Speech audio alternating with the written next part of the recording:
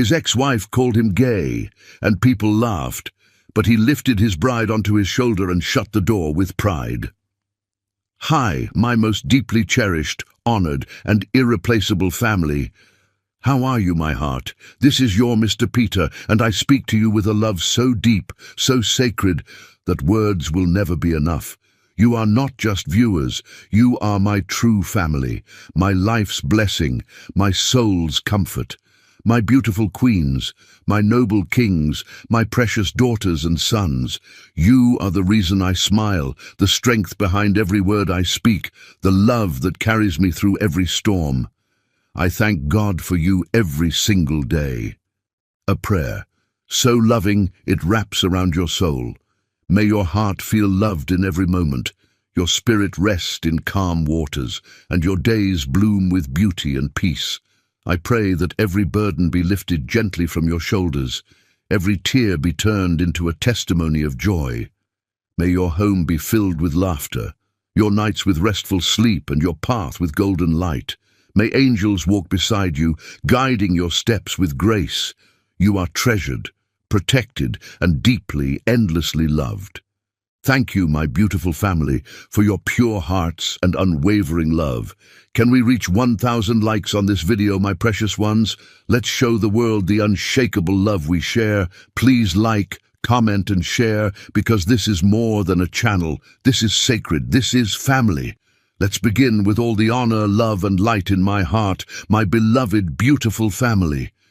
The string quartet's melody floated through St. Augustine Cathedral as Gracie Smith stood at the altar, her mahogany skin luminous against ivory silk. Her eyes found Sam Evans, drinking in the sight of her soon-to-be husband in his perfectly tailored tuxedo. The hunger in his gaze made her pulse race, not merely desire, but recognition. Soul calling to soul.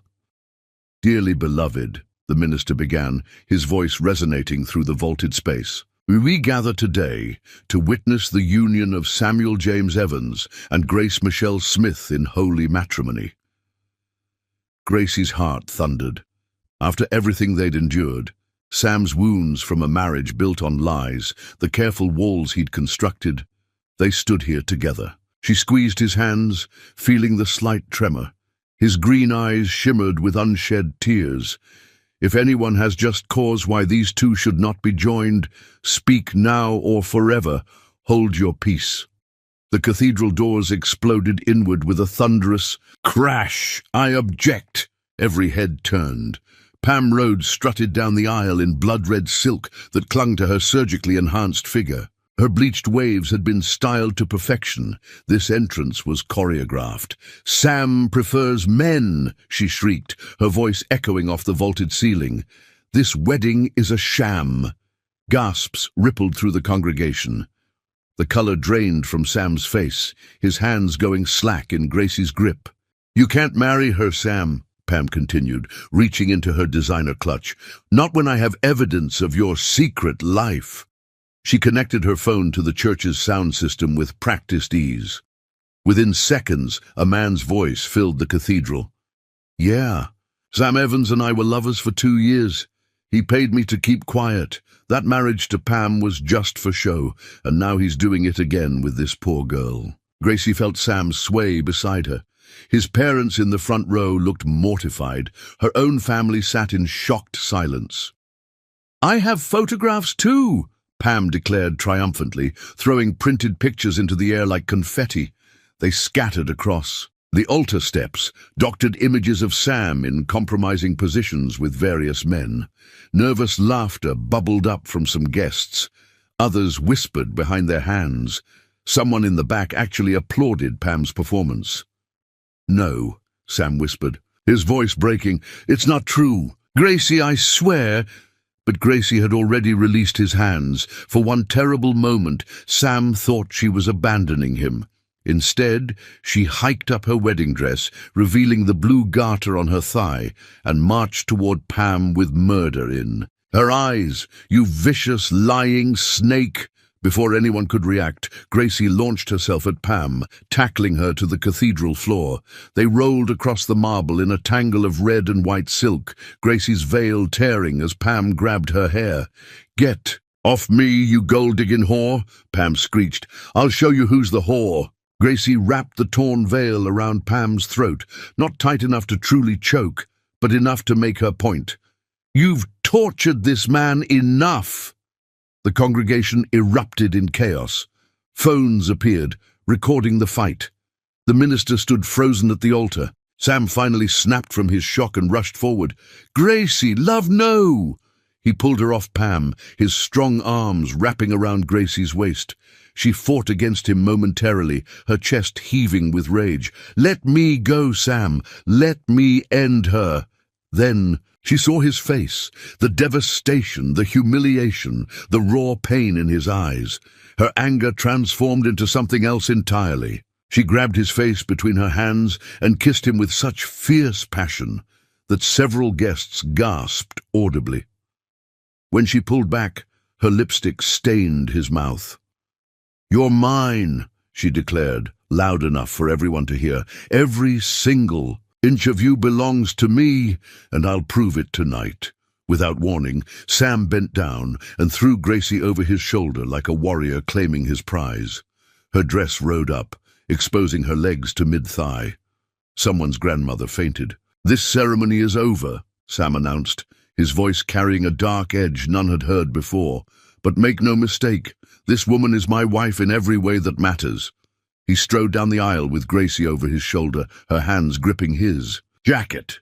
Behind them, Pam scrambled to her feet, screaming obscenities. The guests sat in stunned silence, unsure whether to applaud or call the police. In the limo, Sam's control shattered. He pulled Gracie onto his lap, his hands tangling in what remained of her elaborate updo.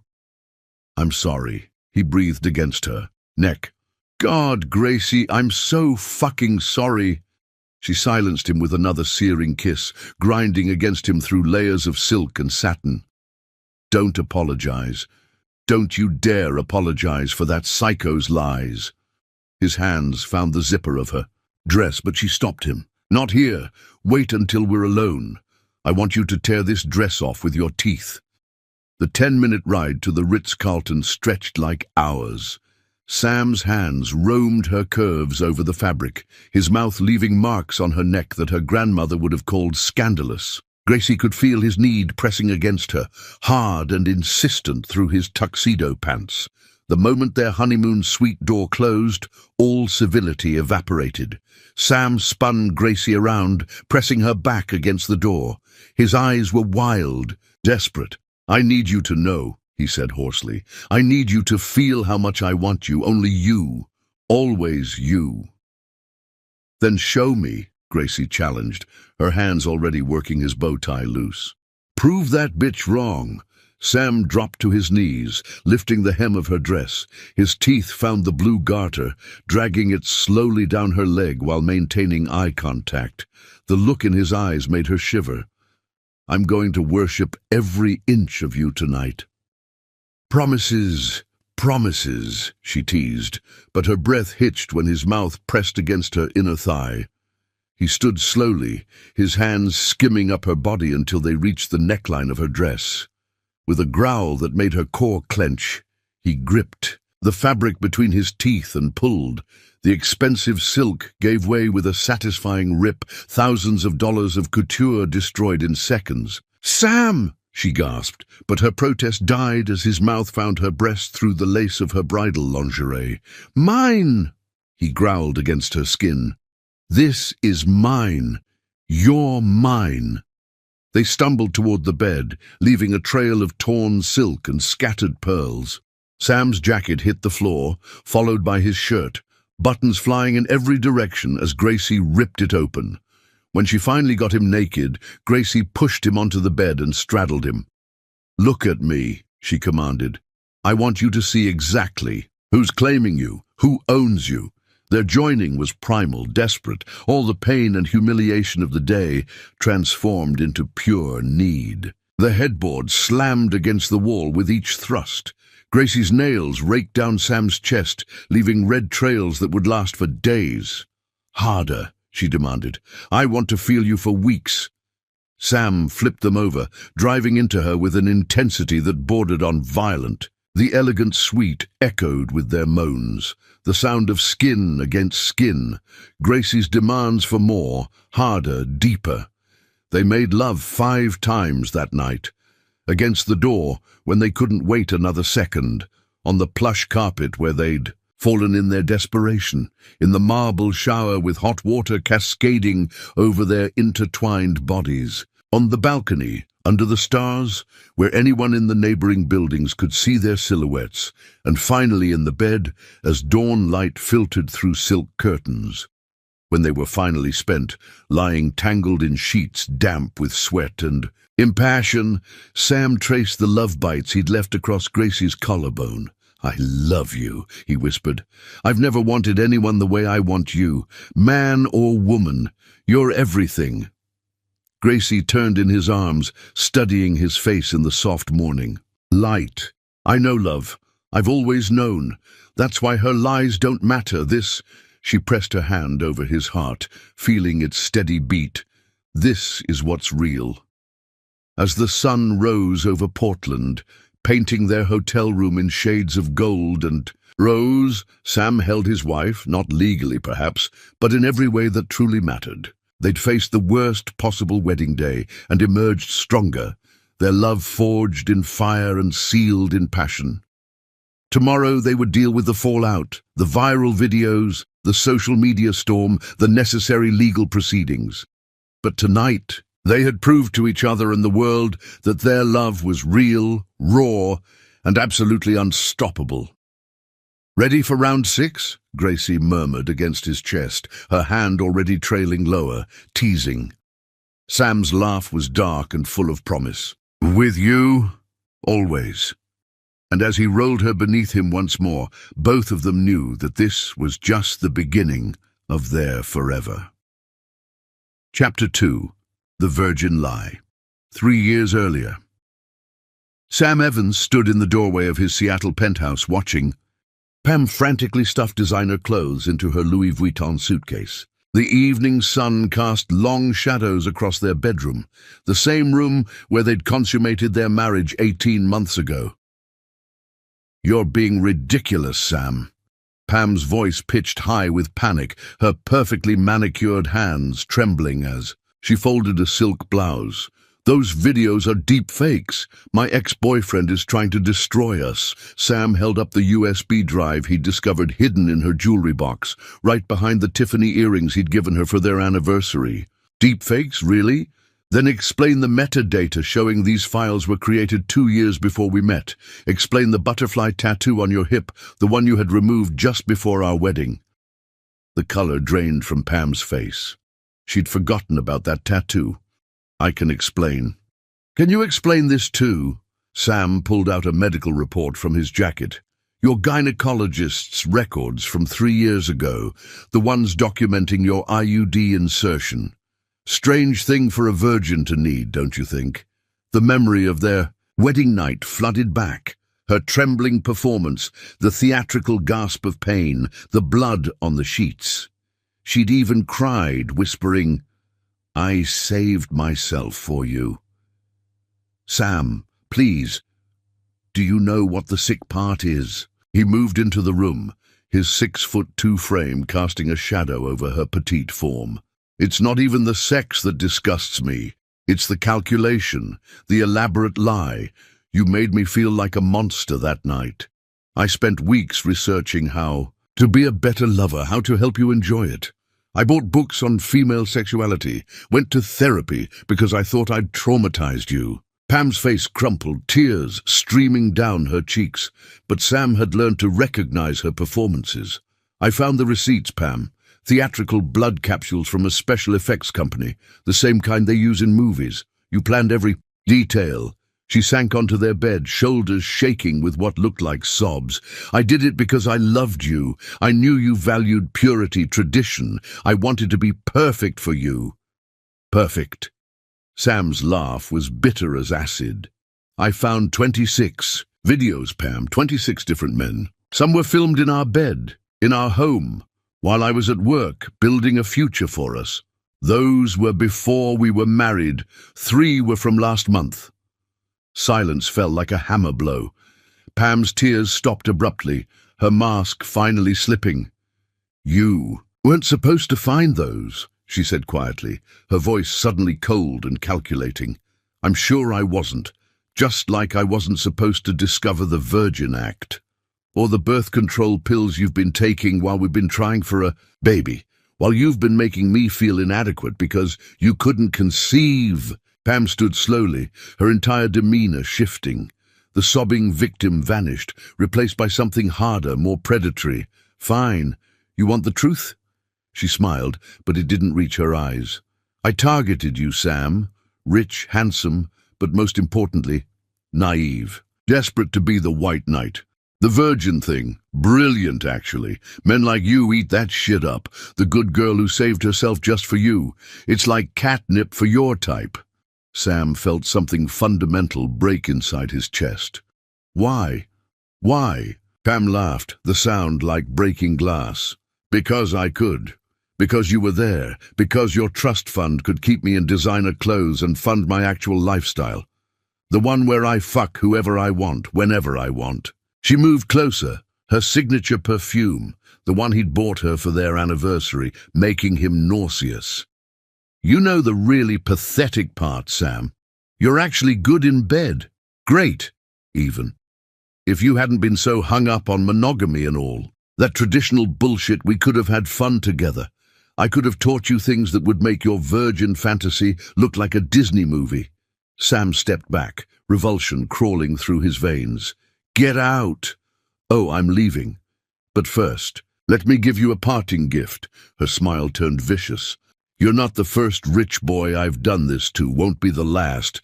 But you're definitely the most gullible. That night when you kept asking if you were hurting me, when you actually cried because you thought you'd been too rough, that video is my personal favorite. I show it to my friends sometimes. We laugh about it. The room spun. Sam gripped the doorframe to stay upright. Get out! One more thing, Pam said, zipping her suitcase with finality. When we divorce, and we will divorce, I'm going to take you for everything. And if you try to fight it, I'll tell everyone you're gay, that our marriage was a sham to hide your sexuality. I've already planted seeds with your friends, your colleagues, little comments about how you're not interested in sex, how you seem uncomfortable with intimacy. They'll believe me. They always believe the woman. Sam watched her gather, her bags, his mind reeling. Everything, their entire relationship, had been a calculated performance. Every tender moment, every whispered promise, every time she'd curled into his arms and murmured, I love you. Oh, and Sam. Pam paused at the bedroom door. That thing you do with your tongue? That swirling motion? Keep that. Your next victim will appreciate it. Though honestly, with your trust issues after this, you'll probably never let anyone close enough to find out. She left him standing there, broken and hollow. Sam sank to the floor, his back against the wall, staring at the bed where they'd made love. No, where they'd had sex. Love had never been part of her equation. The worst part, she was right about the trust issues. For 2 years after that night, Sam couldn't even look at a woman without wondering what lies hid behind her smile. He threw himself into work, built walls so high and thick that no one could penetrate them. He went through the motions of dating, setups, by concerned friends, business dinners that could have been more, but always ended them before they could begin. Pam's divorce lawyer proved as ruthless as she'd promised. The gay rumors she'd spread took root. Former friends suddenly remembered signs they'd missed. Business associates questioned his stability.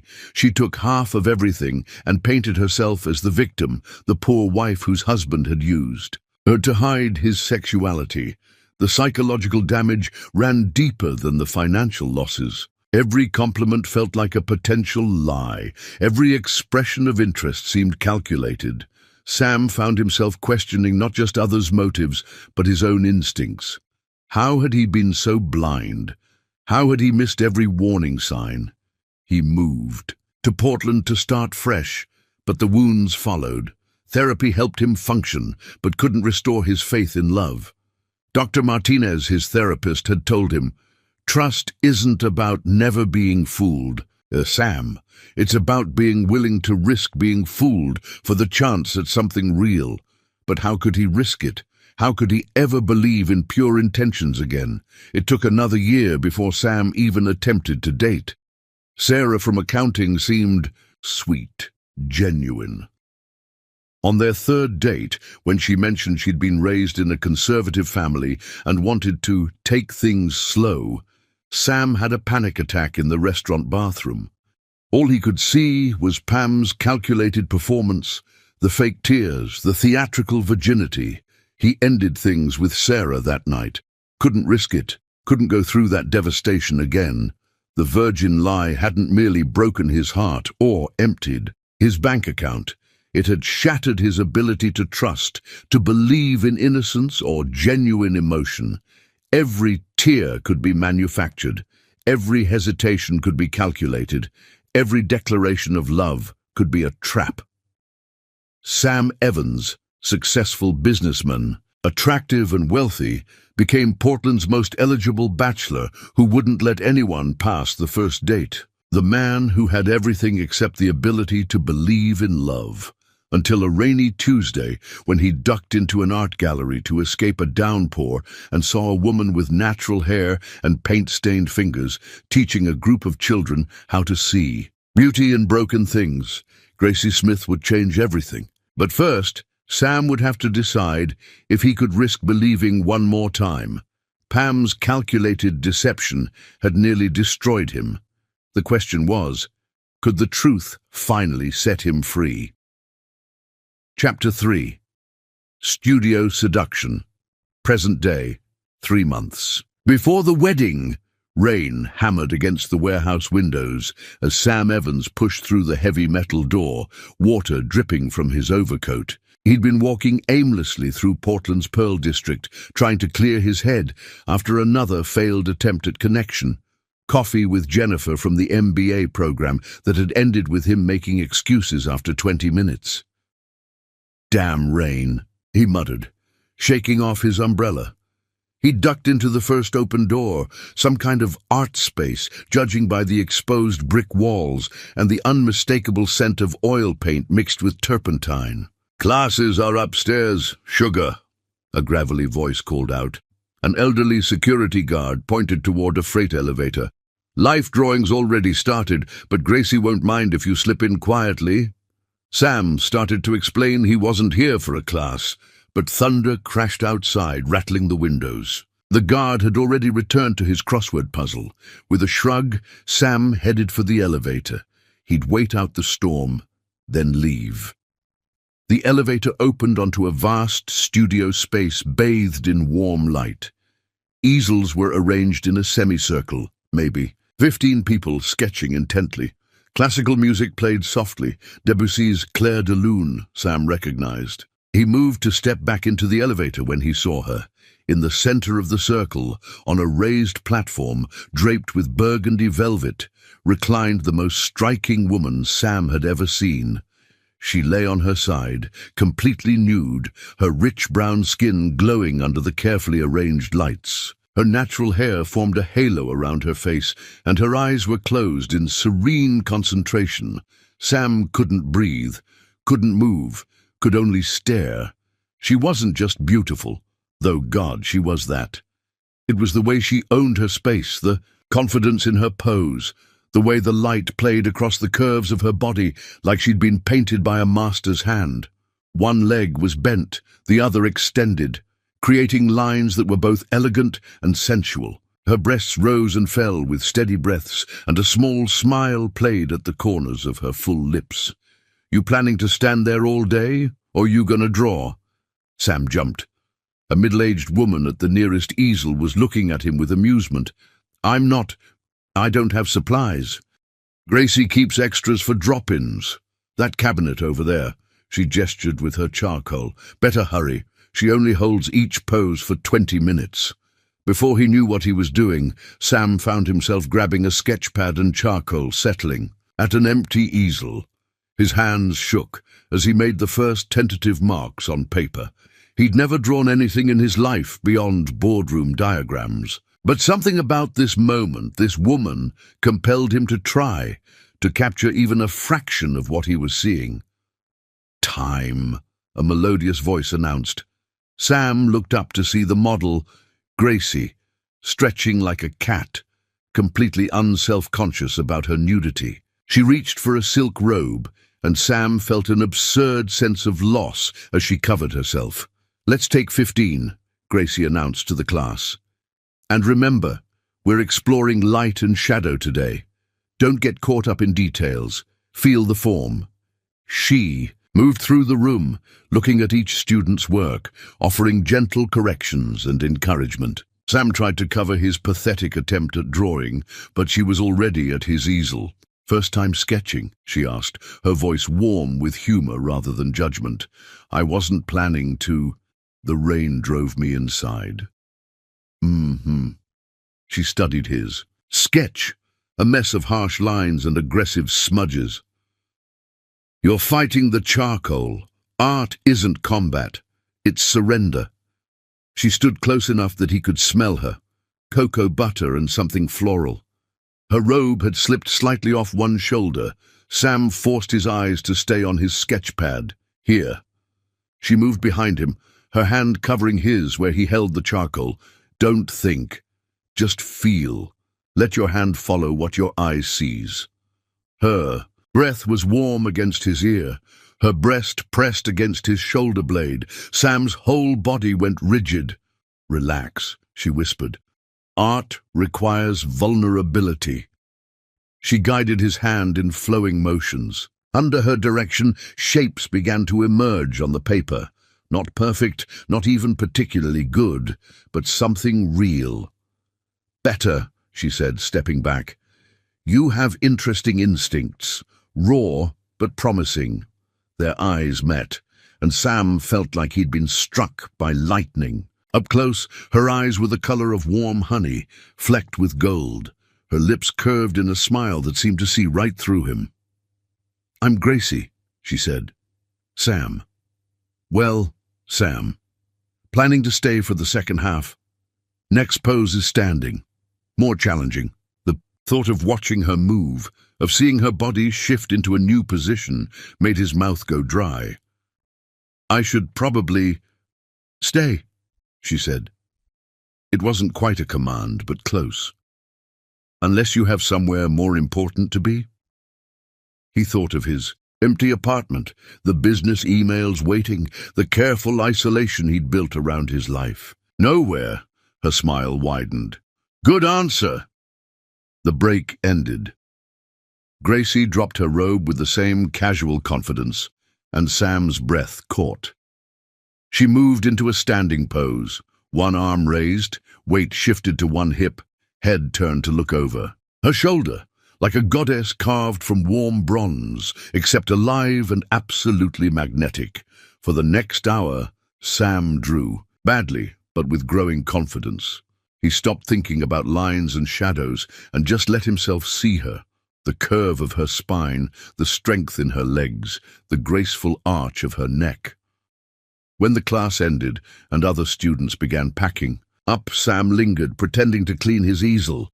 "You're not fooling anyone, you know." He turned to find Gracie watching him, now dressed in paint-splattered jeans and a tank top that clung to her curves. Her feet were bare, toenails painted deep purple.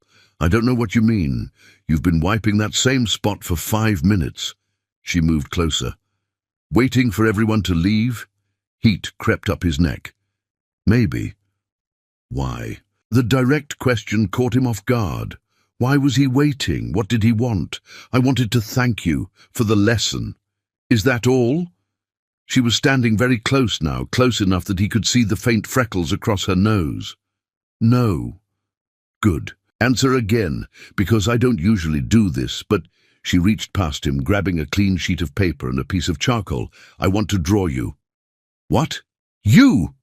I want to draw you. Her eyes traveled over him slowly, assessingly. You have an interesting face, all those walls trying to hide something soft. I don't. Take off your shirt. The command sent heat straight through him. Excuse me?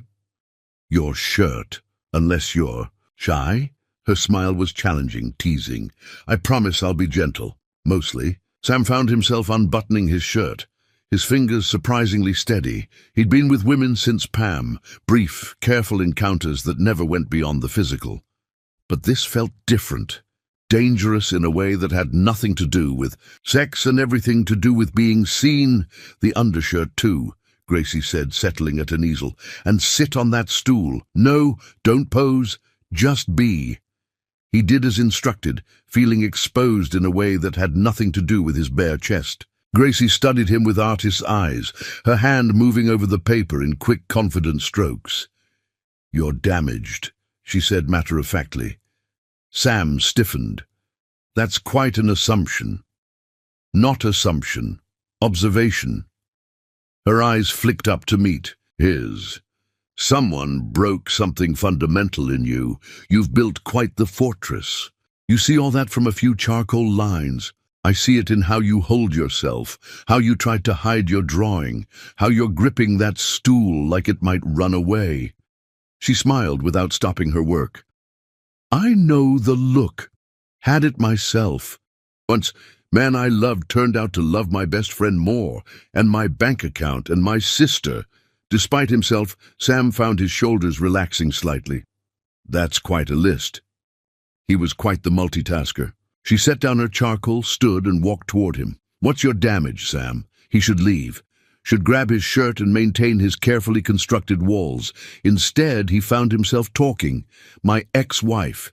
She performed. Everything was calculated, scripted. Made me believe things that weren't real. Made me doubt my own ability to recognize truth. Gracie reached out, her fingers ghosting over a scar on his shoulder. Physical or emotional performance? Both. Neither. Does it matter? It does. She traced the scar. From a childhood bike accident, nothing dramatic. Physical wounds heal. Clean. Emotional ones, those leave phantom pain. Her touch was electric. Sam caught her hand, holding it against his chest where his heart hammered against his ribs. Why are you doing this? Doing what? Being kind. You don't know me, she laughed. Rich and warm. Sugar, I make my living reading bodies. Yours has been screaming since you walked in. She leaned closer. Want to know what it's saying? He nodded, not trusting his voice. It's saying you're tired of being afraid, tired of being alone, tired of letting someone who didn't deserve you control your future. And what else? Her free hand came up to cup his jaw. It's saying you want to kiss me, but you're terrified of what that might start. I am. Which part? The wanting or the terror? Both. She smiled. Good. Terror keeps us alert. But wanting reminds us we're still alive. The first brush of her lips against his was feather-light, a question more than a statement. Sam answered by pulling her closer, his hands spanning her waist as he deepened the kiss. She tasted like chai tea and possibility. Her body pressed against his, soft and warm and real in a way nothing had felt real in years. When she made a small sound in her throat, something inside Sam broke free, not shattered but released. He stood, lifting her onto the supply table, stepping between her legs. Her hands roamed his chest, nails scraping lightly against his skin. He kissed her neck, feeling her pulse race under his lips. Wait, she gasped. Wait! Sam froze, immediately stepping back. I'm sorry. I shouldn't have. Oh, you definitely should have. She was breathing hard, her eyes dark with desire. But not here, not our first time. First time, she slid off the table, pressed against him again. You think I let every rain-soaked stranger kiss me like that? You think I bare my soul to every damaged artist wannabe? I don't know what to think anymore. Good. Thinking's overrated. She grabbed his shirt, helped him put it back on, her fingers lingering on each button. Come home with me. Gracie, not for sex. Not tonight, but come home with me. Let me cook you dinner. Let me show you my real art. Let me prove not everyone performs. He should say no. Every instinct screamed danger. But looking at her, paint under her nails, charcoal smudged. On her cheek, eyes bright with challenge and invitation, Sam realized he was tired of saying no. Tired of safety. Tired of walls. Okay. Her smile lit up the room. Okay. She kissed him again, quick and fierce, then grabbed his hand. Come on, before you change your mind. As she led him toward the elevator, past canvases splashed with vibrant life. Sam felt something shift inside him. Not healing, not yet, but maybe the beginning of believing it was possible. For the record, Gracie said as the elevator descended, you're a terrible artist. The worst, he agreed, but you've got good hands. We can work with that. Her grin was wicked, full of promise, and for the first time in years, Sam found himself looking forward to tomorrow. The rain had stopped by the time they reached the street. The city smelled clean, washed new. Gracie's hand in his felt like a lifeline, pulling him from the depths of his self-imposed exile. My place is just a few blocks, she said. Fair warning, it's tiny, messy, and I have a cat who hates everyone. Everyone? Everyone. But especially men who've been hurt by women. He can smell the fear. Sam surprised himself by laughing. Actually, laughing. Great. Attacked by a judgmental cat. Perfect ending to a strange day. Oh, sugar. Gracie squeezed his hand. The day's just beginning. And walking through the rain-slicked streets of Portland toward an unknown apartment and an uncertain future, Sam Evans realized he was finally ready to find out what came next. The fortress he'd built was developing cracks, and maybe, just maybe, that was exactly what needed to happen. Chapter 4. The Fake Pregnancy. 2 years earlier, the pregnancy test clattered against the marble bathroom counter. Sam Evans stared at the 2 pink lines, his hands trembling with an emotion so pure it felt like prayer. After months of carefully timed attempts, temperature, charts, and Pam's tearful breakdowns each time her period arrived, finally this miracle. Pam? His voice cracked as he called out, Pam, you need to see this. She appeared in the doorway wearing the silk robe he'd bought her in Paris, her expression unreadable, a mask he'd later recognize as calculation. What is it, darling? Sam held up the test, his joy so complete it felt dangerous. We did it. You're pregnant.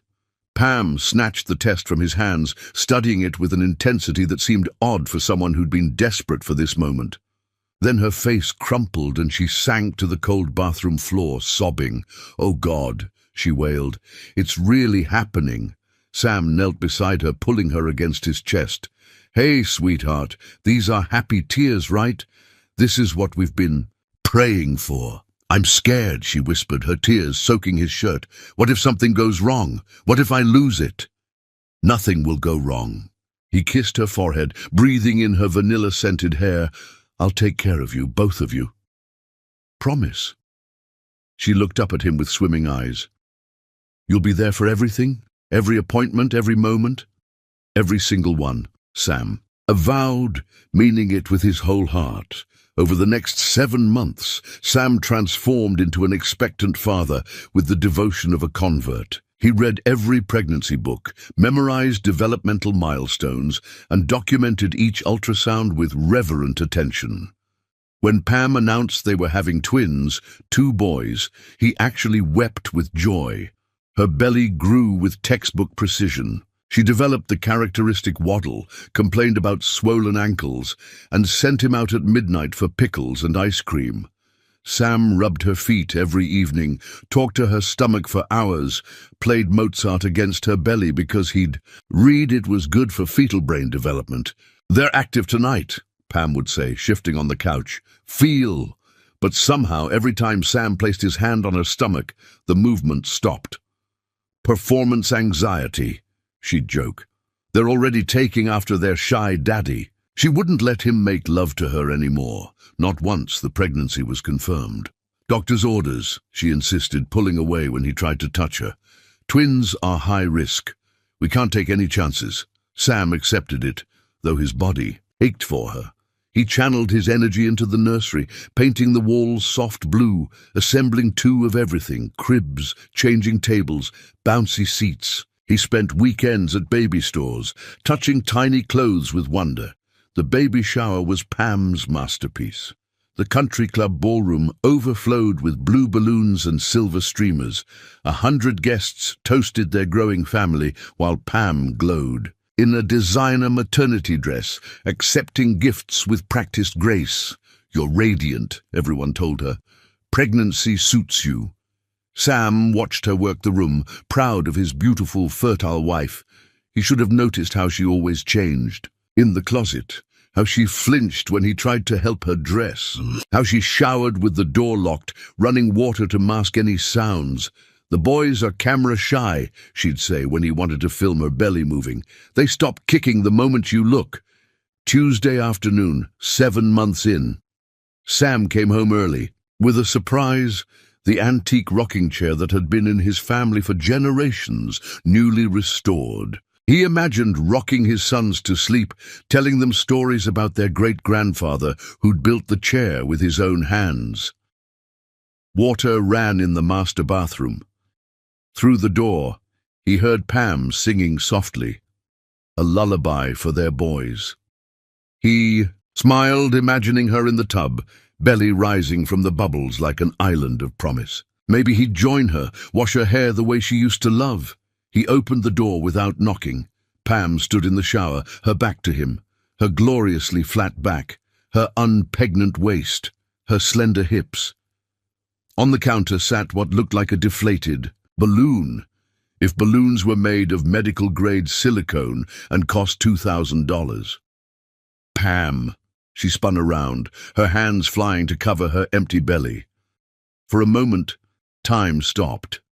Water ran down her unchanged body while his world tilted off. "It's axis. I can explain," she whispered, reaching for a towel. "You're not—" The words wouldn't form. Couldn't form. "Please, just listen. 7 months." His voice sounded strange, distant. 7 fucking months of lies. He stumbled to the counter, picking up the prosthetic belly. It was sophisticated. Straps, padding, even a realistic navel. The inside was warm from her body heat.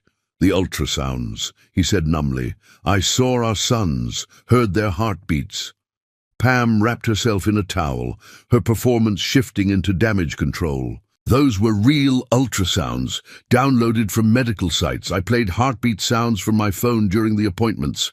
The doctor, she was never actually there, Sam. You always waited in the lobby. I paid an actress." The room spun. Sam gripped the counter, staring at the obscene prop in his hands. "The nursery," he whispered. "The names we chose, Alexander and James, after our fathers. The shower. Everyone knows. Everyone thinks—" "I'll fix it," Pam said quickly. "I'll tell them I miscarried. Tragic loss of twins. People understand these. Things happen. Stop!"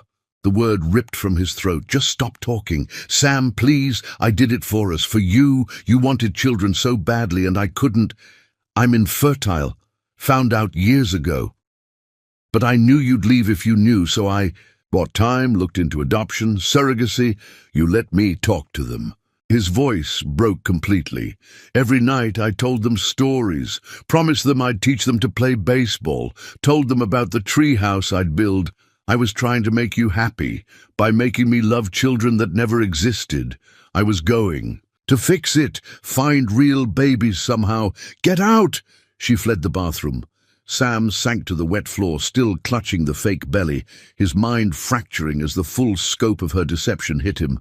The crib he'd assembled at 3 a.m. because he couldn't sleep from excitement. The tiny Yankees caps he'd bought, one for each boy. The college funds he'd started, his mother's delighted tears when he'd told her she'd have grandsons. None of it real, all of it performance. He found more evidence over the next hours. The prenatal vitamins were just regular supplements, the pregnancy book she'd annotated with fake symptoms. In her laptop, a folder marked Operation Baby Trap, containing links to prosthetic bellies, fake ultrasounds, sound effects for heartbeats. The most damning evidence was an email thread with someone named Derek. "How much longer do I have to keep this up? He talks to my stomach for hours. It's pathetic." 2 more months, baby. Then tragic miscarriage, consolation period, and hello divorce settlement. Just remember to seem devastated. The fucker bought 2 of everything. Do you know how many baby gifts I'll have to return? Your performance is Oscar-worthy. He actually cried at the ultrasound. Keep it up. When Pam returned that evening, she found Sam in the nursery, sitting in the restored rocking chair. The prosthetic belly lay in one of the cribs, like a deflated corpse of his dreams. "I know about Derek," he said without looking at her. Her mask dropped completely. "Thank God. I'm so tired of pretending to care about your breeding fetish." "Breeding fetish? Please, every dinner party, every family gathering. When are you having kids? Like my only purpose was to be your incubator." She laughed coldly. "You never once asked if I wanted children. Just assumed I'd pop them out. Like a good little wife. So you tortured me instead. Made me fall in love with babies that didn't exist." "Fall in love? You fell in love with the idea, with playing super daddy, with continuing the precious Evans bloodline." She examined her. Manicure with studied indifference. The really sick part. "You were happier with fake babies than you ever were with just me." Sam stood slowly, his body feeling ancient, brittle. "I'm filing for divorce tomorrow." "Perfect. I've already told everyone about the miscarriage. Devastating loss of twin boys. They're very sympathetic, especially about how distant you've been lately, how the loss seems to have broken something in you." "You planned even this?" "Of course. I've been dropping hints about your mental state for weeks. How you talk to the babies for hours, how obsessed you've become when I sadly share that you might be having a breakdown, that you can't accept the loss. Well, people will understand why I need to leave, for my own mental health." The cruelty was breathtaking. She'd planned his destruction down to the last detail. "Oh, and Sam, the gay rumors I've been spreading, they're going to get much louder during the divorce." Poor Pam, married to a man so desperate to hide his sexuality that he fixated on having children. The loss of the twins made him snap, unable to maintain the charade any longer. Sam walked past her, out of the nursery filled with furniture for ghosts. "Tell them whatever you want, I'm done." The divorce was everything she'd promised. Brutal, calculated, devastating. Pam played the grieving mother perfectly, garnering sympathy while painting Sam as unstable, possibly gay, definitely broken by the loss of their twins. She got the house, half his assets, and his reputation. But the real damage was internal. Sam found he couldn't walk past baby stores without feeling physically ill, couldn't see pregnant women without wondering if they were real. The ability to trust, to believe in miracles, died in that nursery, full of empty cribs. 18 months later, when Gracie would place his hand on her growing belly to feel their child's first flutter of movement, Sam would have a panic attack so severe she'd rush him to the emergency room. It would take months of therapy before he could believe the life growing inside her was real. The fake pregnancy hadn't just stolen his money or his dreams, it had stolen his ability to believe in life's most basic miracle. Until Gracie showed him that real love didn't need props or performances. That truth, however messy, was always better than the prettiest lie. But first, he had to learn to trust again. And that journey was just beginning to seem possible. Chapter 5. Midnight Hunger. Present day, 1 month before the wedding.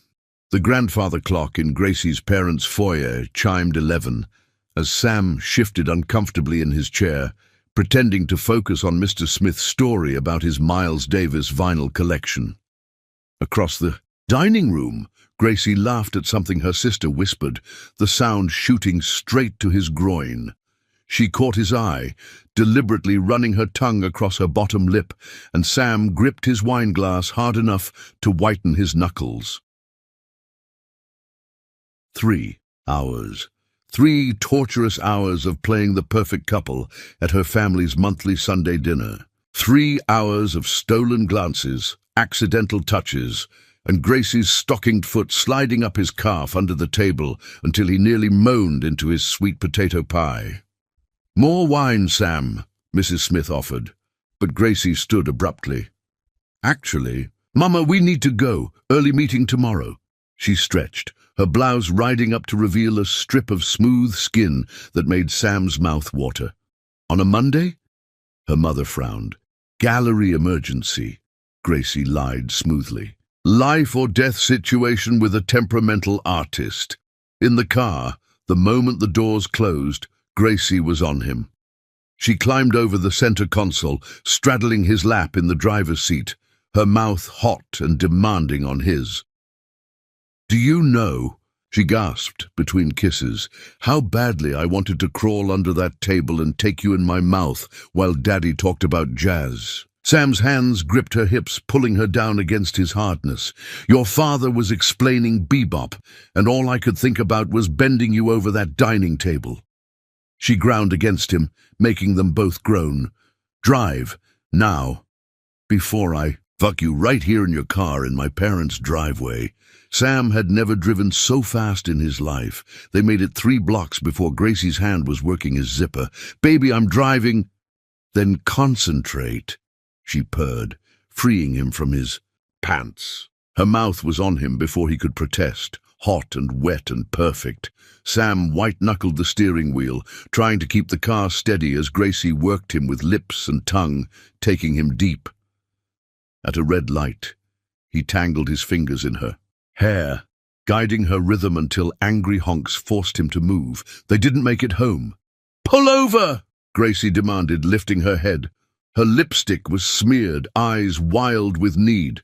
"Now!" Sam swerved into an empty office parking lot, barely getting the car in park before Gracie was climbing onto his lap. She'd worn a dress. She always did on family dinner nights, knowing what it did to him. No panties, he discovered as she positioned herself above him. Someone could see. "Let them watch," she growled, sinking onto him in one fluid motion. "Let them see how I claim you." The car rocked with their movements, windows fogging. Gracie rode him hard and fast, her breasts bouncing as she moved. Sam pulled down her neckline, capturing a nipple in his mouth, making her cry out. "That's it," he growled against her skin. "Take what you need." She shattered around him with a scream that probably woke the whole neighborhood, her inner muscles clenching so tight, Sam followed immediately, spilling deep inside her with a groan that seemed to come from his soul. "We're animals," she laughed breathlessly, collapsed against his chest. "Your fault," Sam accused, nipping at her neck. "That thing with your foot during dessert? You loved every second." "I love you," he corrected, still buried inside her. They managed to make it home, but barely through the door before Sam had her pressed against the wall, dropping to his knees to taste their combined flavors on his tongue. Gracie's legs trembled. As he devoured her, her fingers tangled in his hair. "Bed," she gasped, as he found that spot that made her see stars. "Need you in our bed." They left a trail of clothes down the hallway, his shirt, her dress, underwear scattered like breadcrumbs. In the bedroom, Sam laid her out like a feast, kissing every inch he could reach while she writhed beneath him. "How do you do this to me?" Sam wondered aloud, sliding into her again with a groan. "We just had each other, and I'm already desperate for more." "Same way you do it to me," she moaned, wrapping her legs around his waist to pull him deeper. "Like I'll die if I don't. Have you inside me." They made love for hours, switching positions whenever one of them got close to the edge, drawing out the pleasure until they were both trembling with need. against the shower wall with hot water cascading over their joined bodies.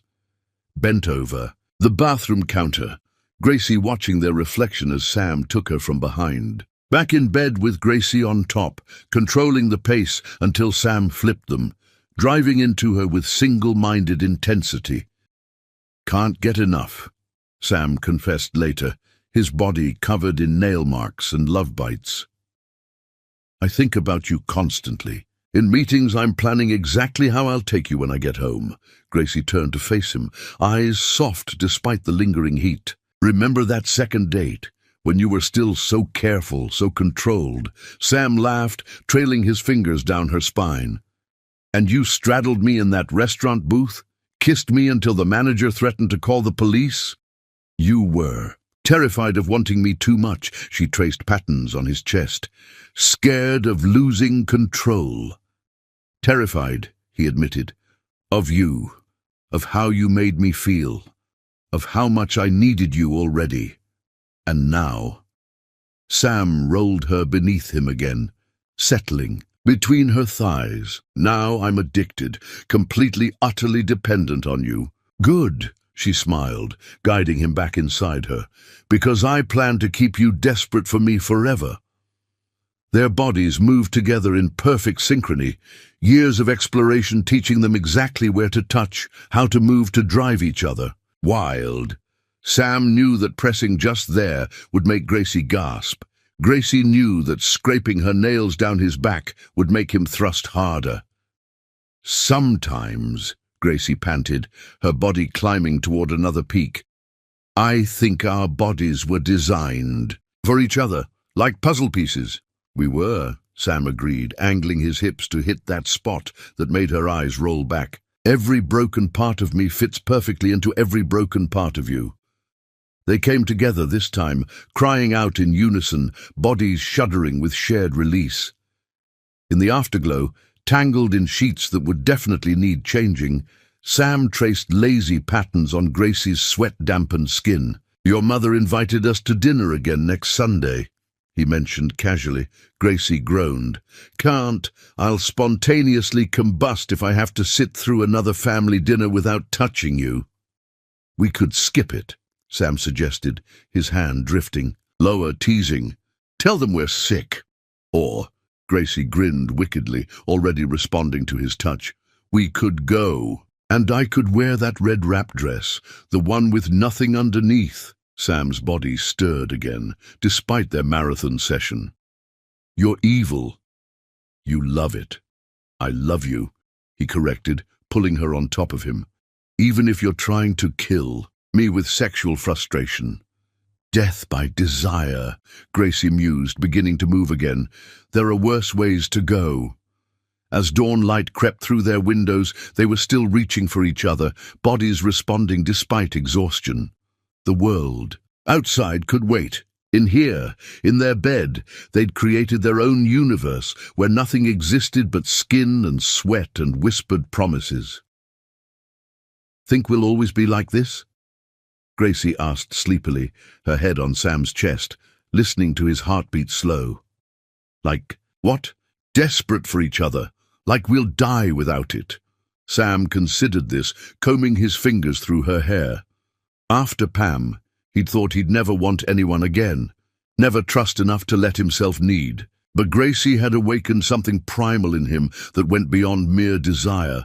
"Yes," he said finally, "when we're old and grey, I'll still want you like this. Still need to be inside you, taste you, feel you come apart in my arms." "Promise?" "I promise." As they drifted into exhausted sleep, bodies still intertwined, Sam marveled at the truth of it.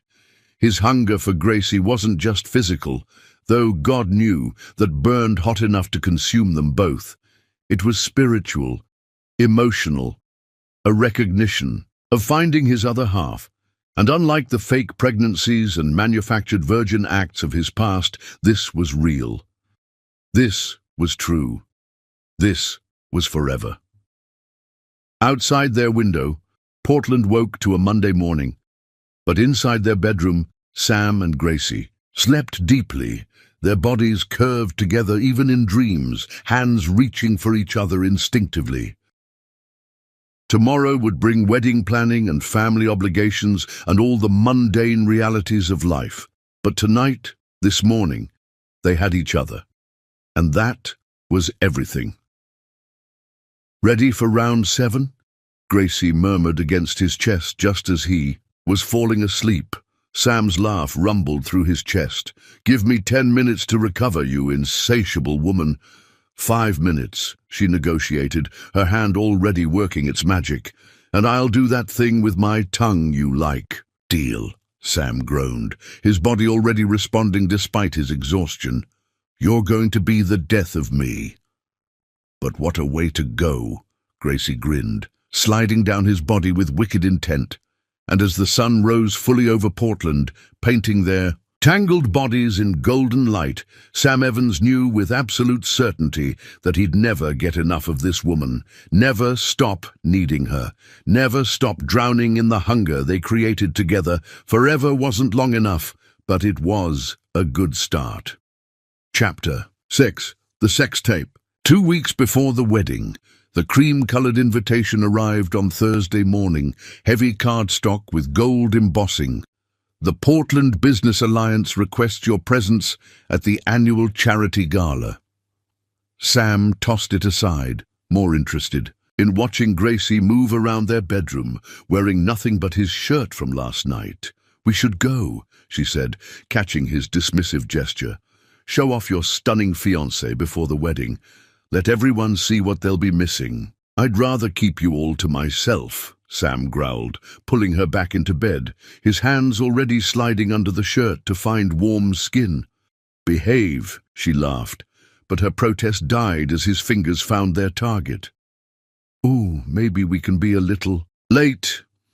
2 hours later, slightly disheveled but glowing, they finally made it to the kitchen for coffee. "We're definitely going to that gala," Gracie declared, stealing Sam's toast. "I have the perfect dress. You won't be able to keep your hands off me." "I already can't keep my hands off you," Sam pointed out, proving it by pulling her onto his lap. Saturday night arrived too quickly. Sam adjusted his bow tie for the 10th time, waiting for Gracie to finish getting ready. When she emerged from the bathroom, his breath stopped. The emerald green gown hugged every curve before falling in a dramatic sweep to the floor. The neckline plunged dangerously, held together by delicate gold chains that left her back completely bare. Her skin seemed to glow against the jewel tone, and she'd styled her hair in an elegant updo that exposed the graceful line of her neck. "Jesus Christ," Sam breathed. Gracie's smile was pure satisfaction. "Worth the wait." "We're not going," he decided, moving toward her. "We're staying here so I can peel you out of that dress with my teeth." "Later," she promised, dancing out of reach. "Right now I want to show you off. Let everyone see who got the prize." The gala was in full swing when they arrived, Portland's business elite mixing with local celebrities and politicians. Heads turned as they entered, conversations pausing. Sam felt a surge of pride as Gracie's hand rested on his arm. This magnificent woman had chosen him, loved him, saved him. They worked the room like the power couple they were becoming. Sam's business acumen paired with Gracie's artistic connections, creating new opportunities. She charmed everyone she met, her laugh infectious, her insights sharp. "Sam, there you are!" The familiar voice made Sam's shoulders tense. Victoria Walsh, one of Pam's oldest friends and most vicious allies, glided toward them in designer red that matched her lipstick. Her smile reminded Sam of a shark scenting blood. "Victoria," Sam nodded stiffly. "This is my fiancée, Gracie." "Oh, I've heard so much about you," Victoria purred, her eyes scanning Gracie with predatory assessment. "Pam's told me everything." Gracie's hand tightened slightly on Sam's arm, but her smile never wavered. "All good things, I'm certain." Victoria's laugh tinkled like breaking glass. "Well, actually, Pam asked me to give you something. A wedding present, she called it. She's so thoughtful that way, even from her current circumstances. She pulled out her phone with theatrical flair. She thought you should see this before the ceremony. Only fair, really. Full disclosure and all that. The video started playing, volume deliberately loud. On screen, two men in a dimly lit bedroom, one bearing enough resemblance to Sam to be convincing at first glance. The angle was carefully chosen, the lighting strategic, the sounds explicitly clear. "Oh my God," someone gasped nearby. "Is that Sam Evans?" More people turned to look, a ripple of shock spreading through the crowd. The video continued. Moans, explicit movements, everything designed for maximum impact and humiliation. "Turn it off," Sam said quietly, his face pale, fists clenched. "But don't you want your fiancée to see?" Victoria's voice dripped with false concern. "Don't you think she deserves to know what kind of man she's marrying? The truth about your preferences?" Gracie stepped forward, taking the phone from Victoria's manicured hand. She studied the screen intently, while whispers rippled through the gathering crowd, people craning to see, others pulling out their own phones to record the drama. Then Gracie laughed. Not a nervous laugh or a hurt laugh, but a full-throated, genuine laugh that made everyone stare. "Oh, honey," Gracie said, handing the phone back. "Next time Pam wants to fake a sex tape, tell her to do better research. Much better." "Excuse me?" Victoria's composure cracked slightly. Gracie turned to address the growing crowd, her voice clear and confident. "First of all, my man has a birthmark on his left hip shaped like Italy. This actor, smooth as a baby's bottom. Second, Sam has a scar on his inner right thigh from a sailing accident when he was 15, also missing from our porn star here." She moved closer to Sam, her hand sliding possessively down his chest. "Third, and this is the embarrassing part, for the actor, Sam is considerably more generously proportioned than this performer. Trust me, I've conducted extensive personal research." Shocked laughter rippled through the crowd. Someone actually applauded. Sam stared at Gracie in amazement. "But since we're sharing intimate details," Gracie continued, her voice taking on a sultry tone that made Sam's temperature rise, "let me tell you about the real Sam Evans, the one who makes love to me so thoroughly that our neighbors have complained about the noise 3 times, this week alone." "Gracie," Sam whispered, his face flushing. But she was on fire now, eyes blazing. "The man in that pathetic video, amateur hour, my Sam, he once made me come 7 times in one night, 7, different positions each time. There was this thing he did with my legs over his shoulders and his tongue. I think we get the picture." Someone called out, half scandalized, half entertained. "Do you?" Gracie's eyes found Victoria's again. "Because I could go on. I've memorized every inch of my man's body, every single inch. I've traced it with my hands, my mouth, my tongue. I know the spot behind his ear that makes him groan, the place on his hip that makes him thrust harder, the way he tastes when he—" "That's quite enough," Victoria interrupted, her face red. "Is it? Because I haven't even started on his technique, the way he uses his fingers, his mouth, how he pays attention to every sound I make, every shiver, every gasp, how he can keep me on the edge for hours until I'm begging." Sam couldn't stand it anymore. He grabbed Gracie, pulling her against him and kissing her with all the passion and gratitude and sheer overwhelming love flooding through him. The crowd burst into applause and whistles. When they broke apart, Gracie was breathing hard, her lipstick smeared, eyes dark with desire. "Take me home," she whispered against his lips, "right now, before I demonstrate exactly what you do to me in front of all these people." They barely made it to the coat check. In the darkened corner, Sam pressed Gracie against the wall, his hands roaming her body through the silk of her dress. "You incredible woman," he growled against her neck. "Defending me like that, telling everyone—" "Everything," she gasped as his hand found the slit in her dress, fingers teasing. "I'll tell the whole world how you make me feel, how you worship my body, how you've ruined me for any other man."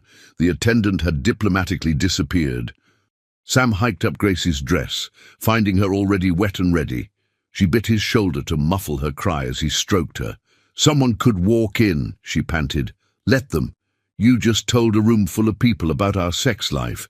Fair's fair, maid." "You hot, didn't it?" She grinned wickedly, then gasped as he slid 2 fingers inside her. "Knowing I'm so proud of how you fuck me?" Sam's control snapped. He spun her around, pressing her against the wall. The sound of his zipper was loud in the quiet space. Then he was inside her, one hard thrust that made them both groan. "This what you want," he growled in her ear, setting a rhythm that had Gracie clawing at the wall. "Want everyone to know how I take you?" "Yes," she moaned. "God, yes, harder." He obliged, one hand on her hip, the other sliding around to stroke her in time with his thrusts. Gracie's legs shook as she climbed toward release. "That's it, love," Sam encouraged. "Come for me. Show them who you belong to." She shattered with a muffled scream, her body clenching around him so perfectly that Sam followed immediately, spilling inside her with a groan that echoed in the small space. They stood there panting, clothes askew, bodies still joined. Then Gracie started laughing. "We're terrible," she giggled, "fucking in the coat check like teenagers." "Your fault," Sam accused, kissing her neck as he slowly withdrew. "That speech you gave, Christ, Gracie, the whole room was imagining us in bed." "Good. Let them imagine. Let Victoria run back to Pam and report that I publicly claimed you, that I'm proud of you, that I know exactly what I have." They adjusted their clothes, trying to look presentable. In the car, Gracie's hand found his thigh, teasing. "That tape won't be the last thing she tries," she said softly. "I know." Sam covered her hand with his. "But with you beside me, let her try. We can handle anything." "Damn right we can." Gracie's smile was fierce. "Though I might have exaggerated. About the 7 times. Did you? It was actually 8, but I didn't want to brag too much." Victoria looked like she might faint. Sam pulled into their driveway, his body already stirring again. "Want to try for 9? "Race you to the bedroom?" Gracie challenged, already opening her door. They tumbled through their front door, hands pulling at clothes, mouths hungry for each other. In their bedroom, Sam made good on his promise, worshipping every inch of Gracie's body until she was incoherent with pleasure. "I love you," he whispered against her skin. "Love how you defend me, protect me, fight for me with such passion." "Always," Gracie promised, pulling him up for a deep kiss.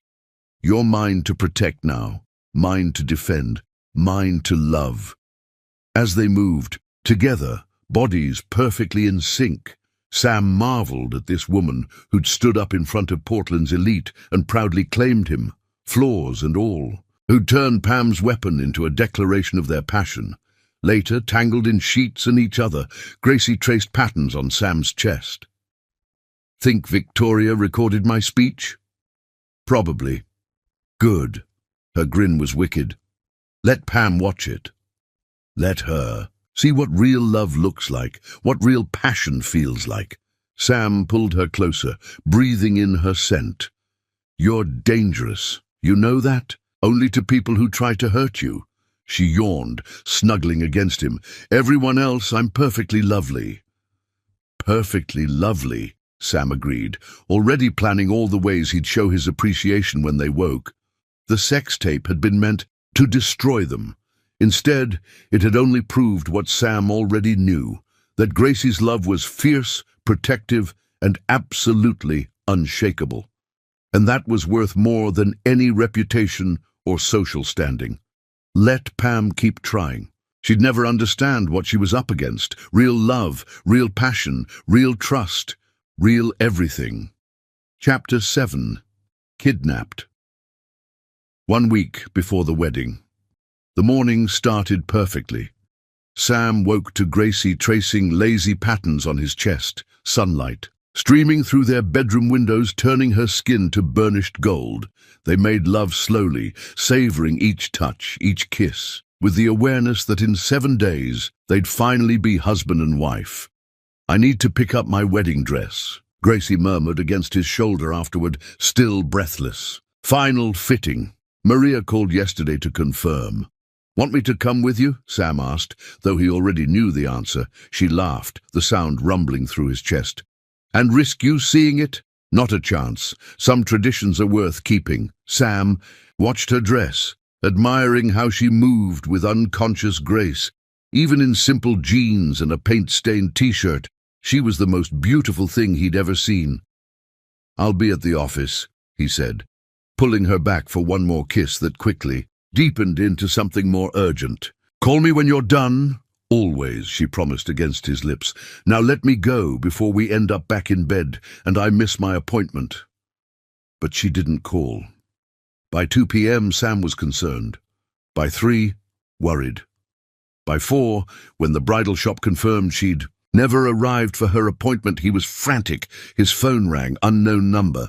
"Gracie!" He answered immediately, heart pounding. "Not quite," Pam's voice purred through the speaker, sending ice through his veins. "Though I do have something that belongs to you." Sam's legs nearly gave out. "What have you done? Where is she?" Such panic in your voice. It's touching, really. Almost makes me nostalgic for when you cared about me like that." Her laugh was bitter. "Want to see your precious fiancé?" His phone buzzed with an incoming video. The image made his blood freeze. Gracie tied to a metal chair in what looked like an abandoned warehouse, a gag in her mouth.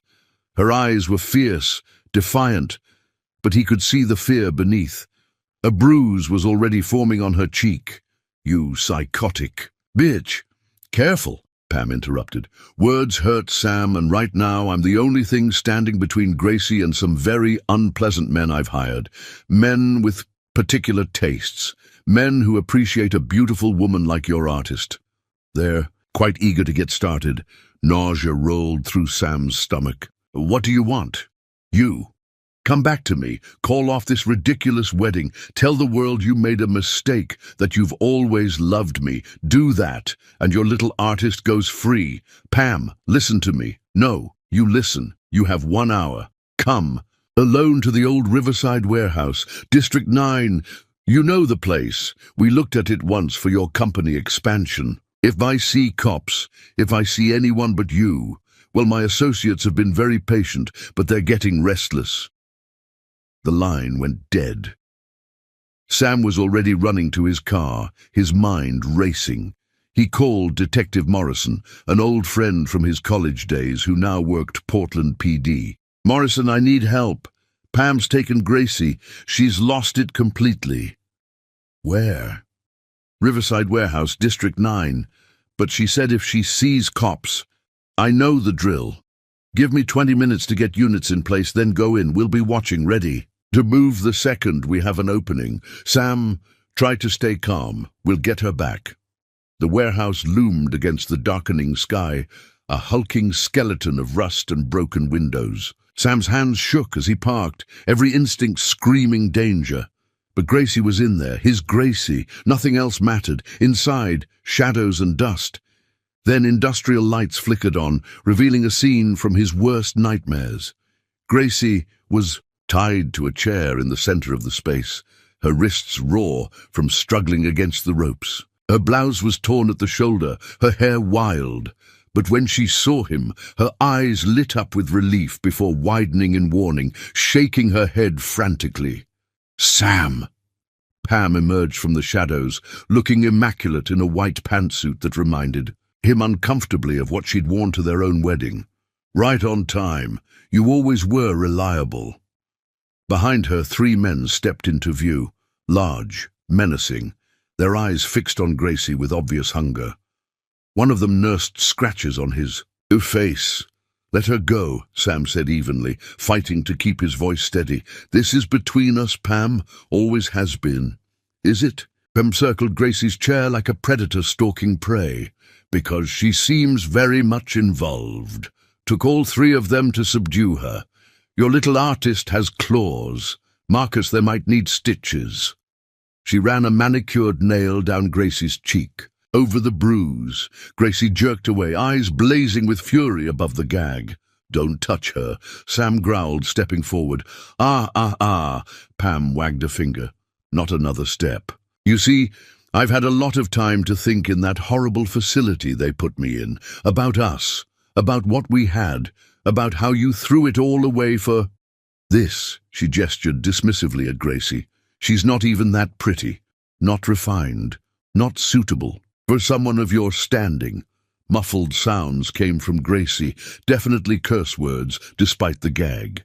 Even terrified, his woman was fierce. "You're right," Sam said carefully. "She's not refined, she's real, she's honest, she's everything you never were." Pam's face twisted. "I gave you everything. I played the perfect wife." "You played," Sam interrupted.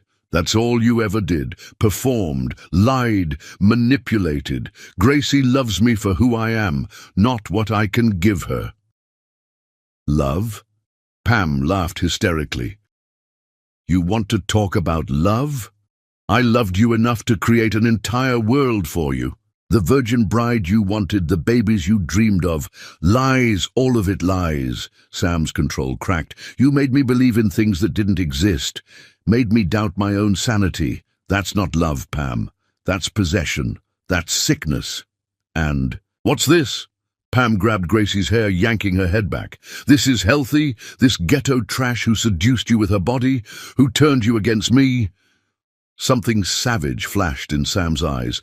"Call her that again and I'll—" "You'll what?" Pam produced a knife, pressing it against Gracie's throat. "Choose your next words very carefully, Sam." Everything seemed to slow down. Sam saw Gracie's eyes widen, saw the blade glint under the harsh lights, saw the three men shift eagerly. "You win," he said quietly. "I'll come back to you. I'll call. Off the wedding. I'll say whatever you want me to say. Just please let her go."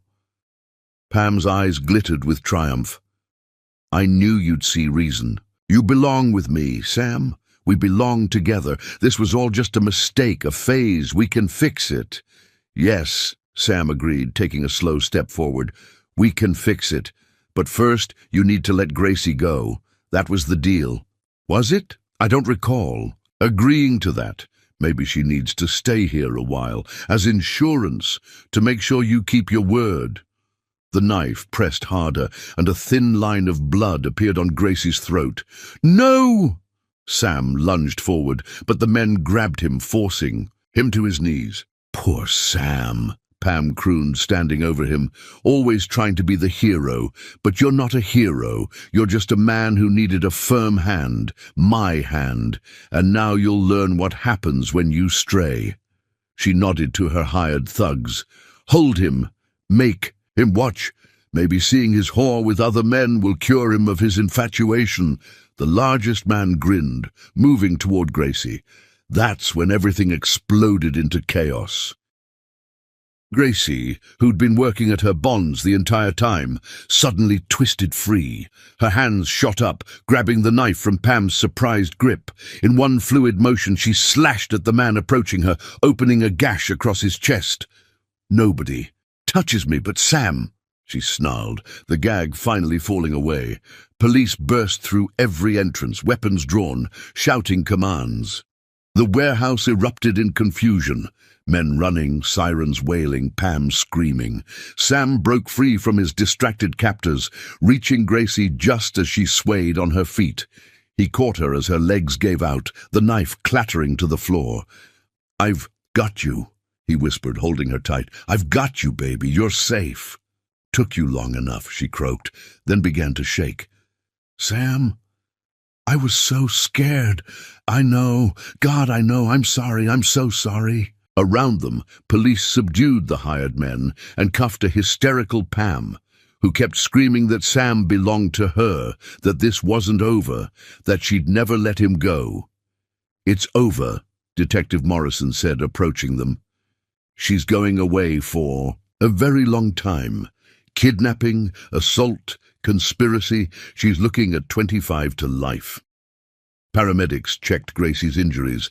The cut on her throat was shallow, the bruises painful, but not serious. She refused to let go of Sam's hand through it all. Later at the police station, Gracie gave her statement with remarkable composure.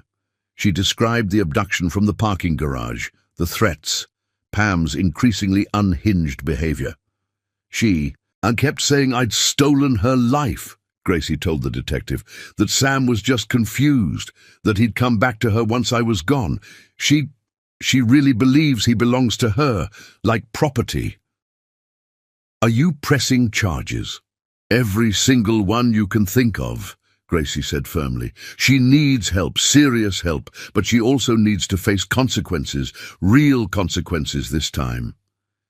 In the car afterward, Sam drove carefully, one hand holding Gracie's like a lifeline. I thought I'd lost you, he admitted. When I saw that video, when I saw the knife at your throat, but you came for me, Gracie interrupted, without hesitation. You were willing to sacrifice yourself for me. Of course I was. I'd do anything. I know. She squeezed his hand. That's why we're getting married in 6 days, because we both know what we have is worth fighting for, worth dying for. Worth living for, Sam corrected, pulling into their driveway. Very much worth living for. Inside, they showered together, Sam gently washing away the day's trauma. His hands trembled as he cleaned the cut on her throat, checked each bruise and scrape. I'm okay, Gracie assured him, turning to face him under the spray. We're okay. When he kissed her, it was desperate, needful. She responded with equal fervor, her body pressing against his. Need you, she whispered. Need to feel alive, need to know this is real. They made love in the shower, against the tiles, water streaming over their joined bodies. It wasn't gentle, it was affirmation, reclamation, a primal celebration of survival. Later, in bed, they held each other close. Think she's really done this time? Gracie asked quietly. She's facing life in prison. Yeah, she's done. Good. Gracie snuggled closer. Because we have a wedding in 6 days, and I refuse to let her drama overshadow our day. Nothing could overshadow you, Sam murmured, already half asleep. My brave, brilliant, beautiful warrior. Damn right, Gracie agreed. Now sleep. We have cake tasting tomorrow, and I plan to make you try every single flavor. As Sam drifted off, holding his future wife safe in his arms, he marveled at the journey that had brought them here. Through lies and manipulation, through kidnapping and violence, their love had not only survived but grown stronger. Pam had tried to break them with her final desperate act. Instead, she'd only proved what Sam already knew. Real love wasn't safe or predictable. It was fierce and protective and worth fighting for, and in 6 days, he'd pledged that love to Gracie in front of everyone who mattered. Let them all see what real love looked like, unbreakable, undeniable, unstoppable. Chapter 8. Hospital Confessions. 5 days before the wedding. Gracie woke to the antiseptic smell of the hospital and the warm weight of Sam's hand in hers. Her throat ached where the knife had pressed, her wrists were bandaged, and her body felt like she'd been thrown down a flight of stairs. But she was alive. They both were. Hey! Sam's voice was rough with exhaustion. He looked terrible, stubble, darkening his jaw, his green eyes shadowed with worry, his clothes wrinkled from sleeping in the uncomfortable chair beside her bed. Hey yourself, she croaked, attempting a smile. How long was I out? Just overnight. The doctors wanted to observe you. Delayed shock, they said. Plus they needed to properly clean that cut on your throat. His voice broke slightly on the last word. Gracie reached up to touch the bandage, wincing at the movement. You look worse than I feel. Sam's laugh was shaky. You scared the hell out of me. When I saw that knife at your throat when she... God, Gracie, I thought I was going to watch you die. But you didn't. I'm here. We're here. She squeezed his hand, trying to reassure him. We survived. Because you're a badass who apparently learned knife fighting from somewhere? He attempted levity, but his eyes remained haunted. "Where did you learn to break out of ropes like that?" "3 older brothers," she reminded him. "They used to tie me up during cowboys and Indians. I got very good at escaping." A knock interrupted them. An elegant older woman peered around the door, silver hair perfectly coiffed despite the early "Our designer suit immaculate. May I come in?" Sam stiffened immediately. "Mrs. Rhodes, what are you doing here?" Pam's mother entered hesitantly, clutching an expensive handbag like a shield. Her face was drawn with fatigue and something that looked like deep shame. "I heard what happened. What my daughter did. I needed to see you both. To apologize. To explain. You don't need to apologize for her actions," Gracie said gently, recognizing pain in the older woman's eyes. "But I do, because I enabled them, protected her, hid the truth for far too long." Mrs. Rhodes sank into a chair, suddenly looking every one of her 72 years. "I failed my daughter, and in doing so, I failed you both." She reached into her handbag, pulling out a thick manila folder with trembling hands. "After they arrested Pamela last night, I went to her apartment. I found these. I think you need to see them to understand." Sam took the folder warily. Inside were medical records, psychiatric evaluations, police reports dating back 20 years. "Narcissistic personality disorder with sociopathic tendencies," Mrs. Rhodes said quietly. "First diagnosed when she was 16, after she tried to frame a classmate for drug possession because the girl won a scholarship Pamela wanted." Gracie watched Sam's face as he read, saw the color drain from it as he processed document after document. "She's been under psychiatric care most of her adult life," Mrs. Rhodes continued. "Medications, therapy, behavioral interventions. Nothing worked. She learned to hide it, to manipulate the system, to manipulate everyone, including her doctors." "Including you?" Sam asked, his voice hard. "Especially me."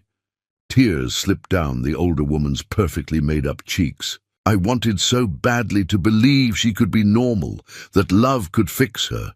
When she met you, seemed so happy, I thought. I hoped." She pulled out another document with shaking hands. "This is what I really came to show you. Your marriage certificate." Sam frowned. "I have our marriage certificate, Marriage." "The divorce lawyer." "No, you have a very convincing forgery. Pamela was never legally your wife." The room went completely silent except for the steady beep of monitors. Gracie felt Sam's hand go slack in hers. "What?" "She forged everything. The marriage license, the certificates, even paid off a corrupt clerk at City Hall. The marriage was never registered with the state, never legal, never real." Mrs. Rhodes's voice was barely a whisper now. "I found out during what you thought were divorce proceedings. But she begged me not to tell you. Said it would humiliate you more after everything else, and I was weak. I protected her again." Sam stared at the authentic documents showing no record of his marriage. "We were never married. The entire thing was a performance, a con, a delusion. I'm not even sure which anymore." Mrs. Rhodes wiped at her tears. "Which means, Miss Smith, you're not marrying a divorced man. You're marrying someone who's never been married at all." Gracie watched, emotions flicker across Sam's face. Shock, anger, confusion, then something like relief. "Everything was a lie," he whispered. "Everything, even the marriage itself." "I'm so sorry," Mrs. Rhodes said. "I should have told you sooner. Should have warned you when you started dating again. But she's my daughter, and I kept hoping, kept believing her promises that she was getting better." "Better?" Sam's laugh was bitter. "She kidnapped Gracie, held a knife to her throat, hired men to... I know." The older woman's composure finally broke completely. "I know what she did, what she's capable of, what I let her become by protecting her from consequences all these years." She turned to Gracie. "You showed more strength yesterday than I've shown in 30 years of being her mother. You faced her down, fought back, survived. I had something worth fighting for, Gracie said simply, looking at Sam. Mrs. Rhodes nodded. Yes, I can see that. Real love, not the performance my daughter gave, not the obsession she called love. The real thing. She stood slowly, gathering her dignity like armor. The prosecutor will be calling me to testify. I'll tell them everything, her history, her patterns, her manipulations, every hospitalization, every incident I covered up, every time I paid someone off to make problems go away. It's time for truth. Past time. At the door, she paused.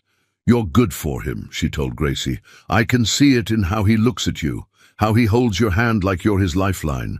That's what love really looks like. I'm glad he found it. After she left, Sam sat in stunned silence, still staring at the documents proving his marriage had been as fake as everything else about Pam. I was never married, he said wonderingly.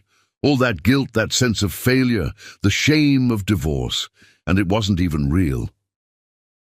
You're free, Gracie said softly. Completely free. You always were. I've been free since I met you. He climbed carefully onto the narrow hospital bed, gathering her gently against him despite the IV lines and monitor wires. God, Gracie, what if she'd killed you? What if I'd lost you because of her sick obsession with something that wasn't even real? You didn't. She turned in his arms, ignoring the pull of stitches. I'm here. We're here. And in 5 days I get to be your first wife, your only wife, your real wife. My only everything. His kiss was gentle, mindful of her injuries, but full of emotion. How are you so strong? After what she put you through, how can you be so calm? Because I have something she never did. I have real love, the kind that makes you fight, survive, thrive. She smiled against his lips. Plus, I may have mentioned the 3 brothers, and growing up in a rough neighborhood, girl learned to scrap early. His laugh rumbled through his chest. Remind me never to piss you off. Oh, baby, you can piss me off any time. Make-up sex with you is spectacular. Gracie. But he was grinning. Now the shadows lifting from his eyes for the first time since her ordeal. A nurse bustled in, raising an eyebrow at finding them entwined on the small bed. Miss Smith needs rest, Mr. Evans, and that bed isn't designed for 2. I am resting, Gracie protested. Best rest I've ever had. He's better than any painkiller you've got. The nurse's stern expression softened slightly. 5 more minutes. Then back to your chair, Mr. Evans. As she left, Sam's phone buzzed. He glanced at it, then quickly silenced it. Reporters, the story's already out. Socialite's kidnapping plot fails. Wedding still on. Good. Let everyone know we're not broken, not beaten, not afraid. Never. Afraid, not with you beside me. He kissed her forehead, then reluctantly climbed back to his chair as the nurse returned. Sleep now? I'll be right here when you wake up. As Gracie drifted off, she heard him on the phone with the wedding planner. No, don't change anything. The wedding happens as scheduled. Yes, I'm sure. We've waited long enough. Nothing stops us. Now, she smiled, sinking into peaceful sleep. Pam had tried to destroy them with elaborate lies, violent schemes, years of manipulation. But all she'd done was clear the path for something real. When Gracie woke again, it was dark outside. Sam was asleep in the chair, still holding her hand, his phone lighting up with messages he was ignoring. In the soft light, she studied this man who'd survived such cruelty, such elaborate deception, yet still found the courage to love again, to trust, to fight for their future. Another knock disturbed her thoughts. Detective Morrison peered in, saw Sam sleeping, and stepped quietly to her bedside. Sorry to disturb. Wanted to update you. Pam Rhodes pled guilty to all charges. Her lawyer convinced her to take a deal. 25 years minimum with mandatory psychiatric treatment. No possibility of parole for at least 15. Good. Gracie said firmly. She needs help, real help this time. There's more. Morrison shifted uncomfortably. She left something, a letter, for Sam. He placed an envelope on the bedside table. Up to you if he sees it. Given everything, might be better to just destroy it. After the detective left, Gracie stared at the envelope. Part of her wanted to burn it, protect Sam from whatever poison Pam had written in her cell. But that would be making his choice for him. They were building something real, built on truth and trust. You're awake. Sam stirred, immediately alert, checking her face for signs of pain. How do you feel? Should I call the nurse? Better. Morrison was here. She gestured to the envelope. Pam left you a letter. Sam's jaw tightened. He picked up the envelope, holding it like it might explode. For a long moment he just stared at it. Then, with deliberate movements, he tore it in half. Then quarters, then eighths. I don't need her explanations or apologies or whatever twisted thing she wrote. I don't need closure. I have everything I need right here. He dropped the pieces in the trash and climbed back onto the bed with her. Rules be damned. I love you, he whispered into her hair. My fierce, brave, incredible first and only wife. Not wife yet, she murmured against his chest. 5 more days. 4 days, 17 hours, and... He checked his watch. 23 minutes. But who's counting? Gracie laughed, the sound filling the sterile room with warmth. I love you too, even if you're terrible at rescuing damsels in distress. Hey, I came to save you.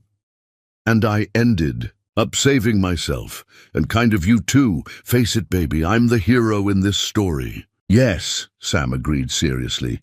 Yes, you are. My hero, my love, my everything. As they held each other in the narrow hospital bed, ignoring the nurse's disapproving looks, Gracie felt the last shadows of Pam's influence dissolve. The truth had set them both free. In 4 days, 17 hours, and 21 minutes, she'd marry this man properly. No lies, no manipulation, no hidden agendas. Just love. Real, messy, passionate, unbreakable love. The kind worth fighting for. The kind worth everything. Chapter 9. The Trial. 3 days before the wedding. The courthouse steps were slick with morning rain as Sam helped Gracie from the car. She moved carefully, the knife wound on her throat still tender beneath its bandage. But her spine was straight, her head high. She dressed deliberately, a sharp navy suit that meant business, her natural hair pulled back elegantly. You don't have to do this, Sam said for the 10th time since breakfast. We could postpone, or just submit written statements. No. Gracie's voice was firm as steel. We face this now, clear the air completely, then we get married with absolutely nothing hanging over us. The courtroom was packed. Pam's arrest and the kidnapping attempt had made headlines. Socialites' twisted plot to destroy ex's wedding. And Portland society had turned out in force for the drama. Sam felt sick seeing Pam at the defendant's table in an orange jumpsuit, her usually perfect hair hanging limp. Even now, even after everything, she was performing, shoulders hunched, face pale and drawn, playing the broken woman. All rise! Judge Harrison, a stern woman in her 60s with silver hair and knowing eyes, took the bench. We're here for the sentencing hearing in the matter of State versus Rhodes. I understand the defendant wishes to change her plea. Pam's public defender stood, looking exhausted. Yes, Your Honor. Ms. Rhodes wishes to plead guilty to all charges. A murmur ran through the courtroom. Sam felt Gracie's hand tighten on his. Ms. Rhodes, you understand that by pleading guilty, you're admitting to kidnapping, assault with a deadly weapon, conspiracy to commit assault, criminal conspiracy, and making terroristic threats. Pam stood slowly, her voice small. I understand, Your Honor, and you're doing this of your own free will. You understand the consequences? Yes, Your Honor. I want to take responsibility. Finally. Very well. We'll proceed to sentencing. I understand there are victim impact statements. The prosecutor nodded. "Both victims wish to speak, Your Honor." Gracie rose first, walking to the podium with quiet dignity. She looked directly at Pam as she spoke, her voice clear and carrying. "You held a knife to my throat. You threatened my life. You hired men to assault me because you couldn't accept that Sam had moved on. You called me names, tried to destroy our reputations, attempted to break us apart through lies and manipulation." Her voice grew stronger. "But what you never understood is that real love isn't about possession. It's about partnership. Sam isn't property to be owned or fought over. He's a human being with the right to choose who he loves, and he chose me. Not because I tricked him or trapped him, but because we fell in love, real love, the kind you build day by day, truth by truth." She paused, then continued more softly. "I hope you get help, Pam. Real help this time. Because living with that much hate, that much need to control, that's its own prison, one you built yourself long before these charges." As Gracie returned to her seat, Sam kissed her temple. "Perfect," he whispered. "Absolutely perfect." "Mr. Evans?" the judge called. Sam approached the podium, his prepared statement forgotten. Looking at Pam, he spoke from the heart. "For years, I thought I was the problem, that I'd failed as a husband, as a man. You made me doubt my own reality, my own worth. The fake pregnancy with twins, the staged virginity, the forged marriage certificate. Each lie chipped away at my ability to trust myself or anyone else." His voice grew harder. "But the cruelest thing, you tried to make me doubt my capacity to love and be loved. You nearly succeeded. I spent 2 years convinced I was broken, unworthy of real connection, unable to trust anyone's motives, including my own." He looked back at Gracie, drawing strength from her presence. "Then I met someone who showed me what love actually looks like. Not performance or manipulation, but truth, even messy truth, especially messy truth." Turning back to Pam, he concluded, "You have no power over me anymore. The fear, the doubt, the shame, I'm leaving all of it here in this courtroom. My life begins now. My real life, with someone who loves me for who I am, not what I can give them." The judge nodded as Sam returned to his seat. "Ms. Rhodes, do you wish to speak before sentencing?" Pam stood slowly. For the first time since Sam had known her, she looked real. No masks, no calculated expressions, just a broken woman facing consequences. "I'm sick," she said simply. "Have been for a long time. I know that's not an excuse, but it's the truth. Maybe the first real truth I've ever told." She looked at Sam, and he saw something in her eyes he'd never seen before, genuine remorse. "I'm sorry, for all of it. I thought if I could make you need me, it would be the same as love. I thought if I controlled everything, made everything perfect, you'd never leave. But all I did was create a prison for both of us." To Gracie, she said, "You're right, I don't understand real love. I never have. But I can see that you do, both of you. I hope someday I can learn what that feels like. What it means to love without owning, to care without controlling." She sat down, and the courtroom was utterly silent. Even the reporters had stopped taking notes. Judge Harrison shuffled papers, then spoke. "Ms. Rhodes, the court accepts your guilty plea and your expression of remorse. However, your actions were calculated, cruel, and extremely dangerous. You terrorized these people out of obsession and spite. You put lives at risk." She paused, looking directly at Pam. "The court sentences you to 25 years in prison, with mandatory psychiatric treatment throughout your incarceration. You'll be eligible for parole in 15 years, contingent on psychiatric evaluation and the victim's input." The gavel came down with finality. As court officers led Pam away, she looked back once. Sam met her eyes and, surprising himself, nodded slightly. Not forgiveness exactly, but acknowledgement. They were done. Finally, completely done. Outside the courthouse, reporters swarmed. "Mr. Evans, Ms. Smith, how do you feel about the sentence?" Gracie stepped forward, radiant despite everything she'd been through. "We feel free, and we have a wedding to finish planning. Will you postpone after this ordeal?" Sam pulled Gracie close, grinning. "Absolutely not. We're getting married in 3 days, and nothing, not ex-wives, not kidnapping, not anything is going to stop us. What about the trauma, the emotional toll?" Gracie's laugh rang out clear and bright. "The only trauma will be if the florist doesn't get my orchids right. Now, if you'll excuse us, we have a cake tasting to get to." The crowd parted as they walked to their car, and someone started clapping. Soon applause rippled through the gathered people, strangers showing support for love conquering madness. Back home, Sam found Gracie in their bedroom, staring at her. Wedding dress hanging on the closet door. The ivory silk seemed to glow in the afternoon light. "Second thoughts?" he asked, wrapping his arms around her from behind. "Never. Not for a single second." She leaned back against him. "Just thinking how different it all could have been. If she'd succeeded in breaking us up, if that knife had cut deeper, if I hadn't gotten free." "But you did." Sam turned her to face him. "You're here, we're getting married." "Damn right we are." Her smile turned wicked.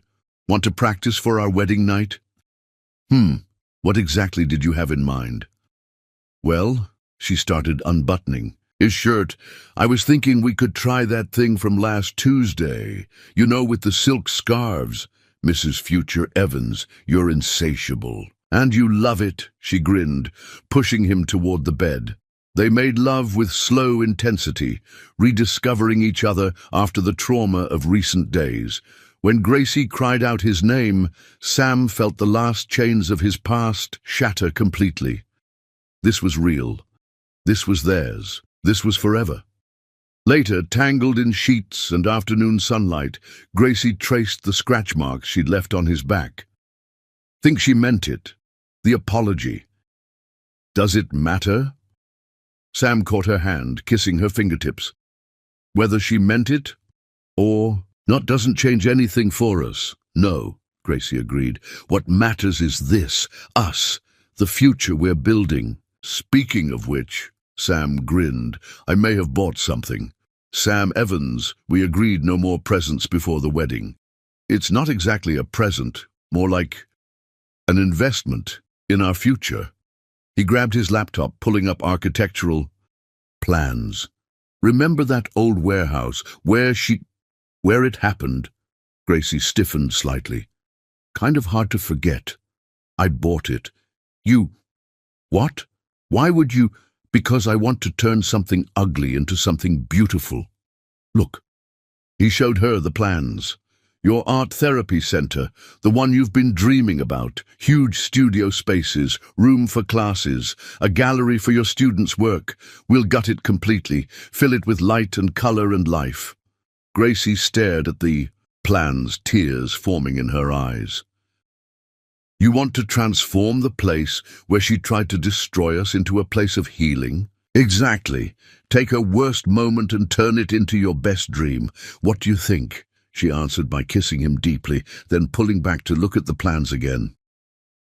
I think we'll need bigger windows here, and maybe a children's area over here. Oh, and definitely a coffee bar. Artists need caffeine. They spent the next hour going over plans, Gracie's excitement growing as she envisioned the space. It was perfect, turning trauma into triumph, darkness into light. As evening fell, they ordered takeout and ate it in bed, still naked, still touching constantly as if reassuring themselves they were really there, really safe, really together. 3 days, Gracie murmured, feeding Sam a piece of orange chicken. 3 days until you're legally, officially forever mine. Already am, Sam replied, licking sauce off her fingers. Have been since that first day in your studio. When you were terrible at drawing but excellent at being half naked. I've gotten better at drawing, and even better at being naked. Gracie grinned, then squealed as Sam tickled her. Their laughter filled the room, chasing away any lingering shadows. Tomorrow would bring wedding preparations, final fittings, rehearsal dinner, last-minute details. But tonight they had each other. "I love you," Sam whispered later as they drifted towards sleep. "Thank you for fighting for us, for believing in us." "Always," Gracie promised, curling into him. "Forever and always." The trial was over, the past was settled, justice had been served, and in 3 days their real life would begin. No lies, no manipulation, no performance, just love. Real, passionate, unshakable love, the kind worth everything they'd been through to find it. Chapter 10. Forever begins now. The wedding day. Sam stood at the altar of St. Augustine Cathedral, watching the same doors that had witnessed chaos and humiliation just weeks before. But this morning, everything felt different. Golden sunlight poured through stained glass. Windows, painting rainbow patterns across the marble floor. The pews were filled with genuine friends, chosen family, people who'd stood by them through everything. "Nervous?" Marcus, his best man, whispered.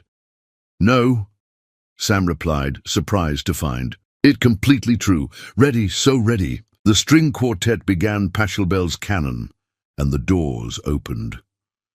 Gracie appeared like a vision in flowing ivory silk and delicate lace. Her natural hair was crowned with white orchids, her smile radiant enough to power the city.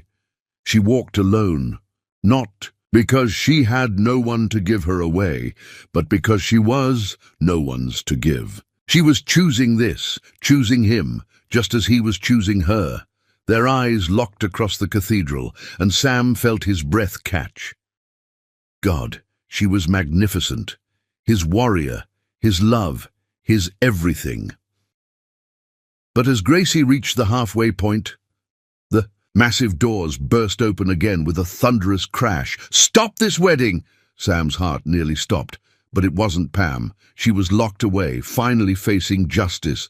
The voice belonged to a wild-haired woman in a hospital gown, bandages visible. On her wrists, somehow impossibly, Pam had escaped. "I won't let this happen," she shrieked, producing a gun from the folds of her gown. "If I can't have you, no one will." Screams erupted. Guests dove for cover. But Gracie didn't run. Instead, she stepped forward, placing herself directly between Pam and Sam, her wedding dress swirling around her like armor. "Enough," Gracie said, her voice cutting through the chaos like a blade. "This ends now." "Move!" Pam waved the gun erratically. "This is between me and Sam." "No." Gracie took another step forward. "It's between you and reality. And reality is that Sam chose me, freely, completely, forever. You stole him. I freed him." Gracie's voice was calm, hypnotic. "From your lies, your sickness, your twisted games. And now I'm going to free you too." She moved closer to Pam, despite Sam's strangled protest, despite the gun shaking in Pam's hands. "You're sick, Pam, not evil, sick. And sick people deserve help, not hate. Stay back." Pam's hand trembled violently, the gun wavering. But Gracie kept walking, kept talking. "I know about emptiness, about feeling like you'll die if someone doesn't love you back, about the terror of being alone with yourself. But that's not love, Pam. That's fear. That's pain. That's the illness talking." She was within arm's reach now. "Real love isn't about possession. It's about liberation. Sam liberated me from my own fears, my own doubts. Let me help liberate you from yours."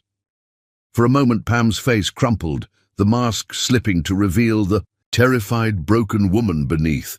The gun lowered slightly, then her eyes hardened. "Pretty words won't save you." She raised the gun, aimed at Gracie's heart, and pulled the trigger. Click, the gun was empty. In the stunned silence, Gracie moved.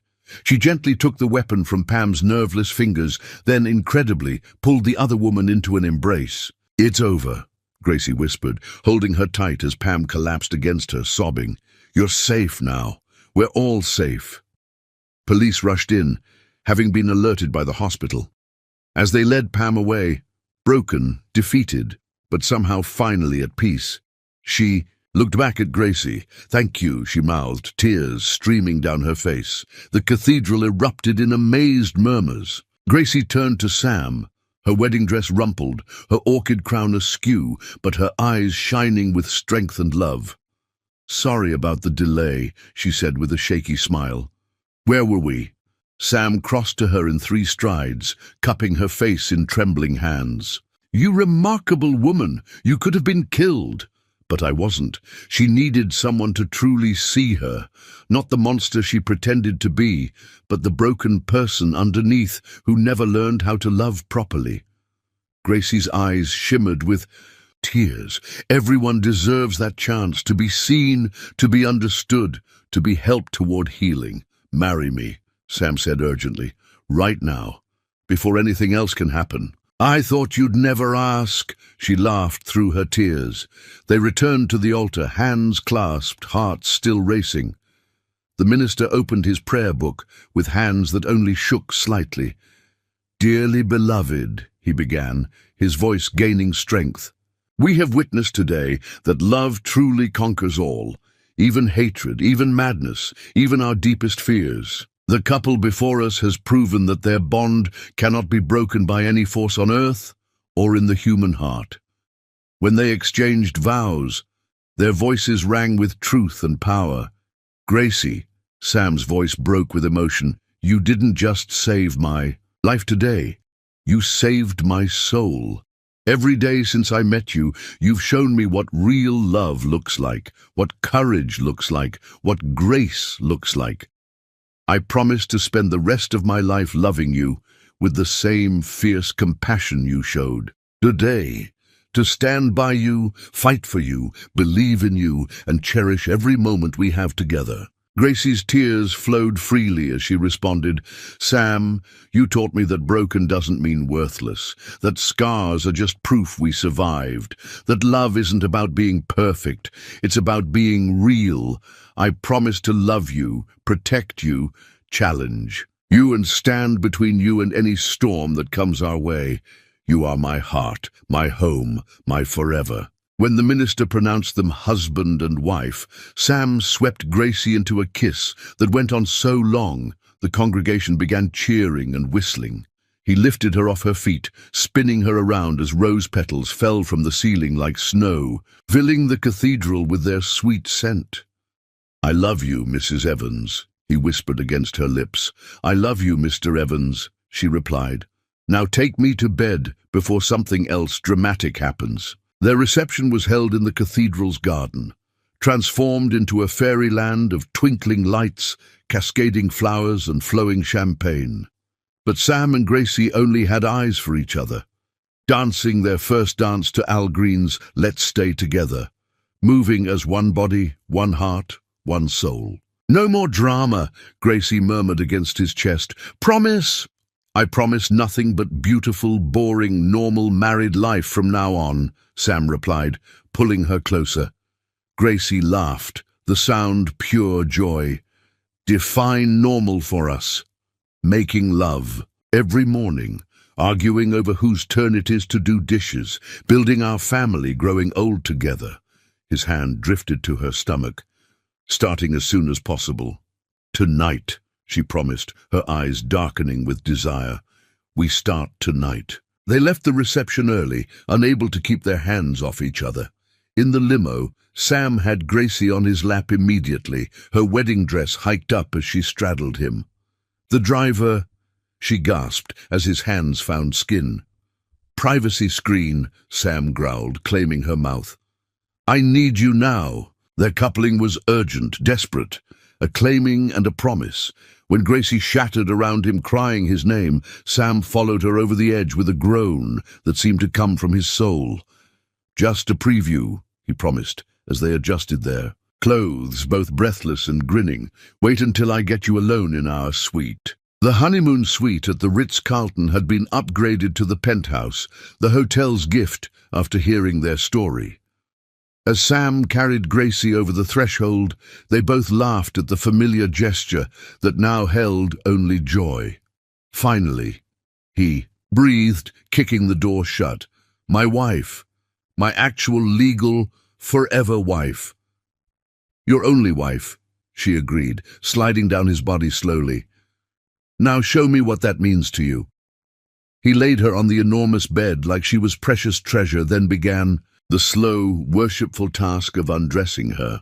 Each button revealed was kissed, each inch of skin exposed was tasted, the wedding dress puddled on the floor like fallen snow.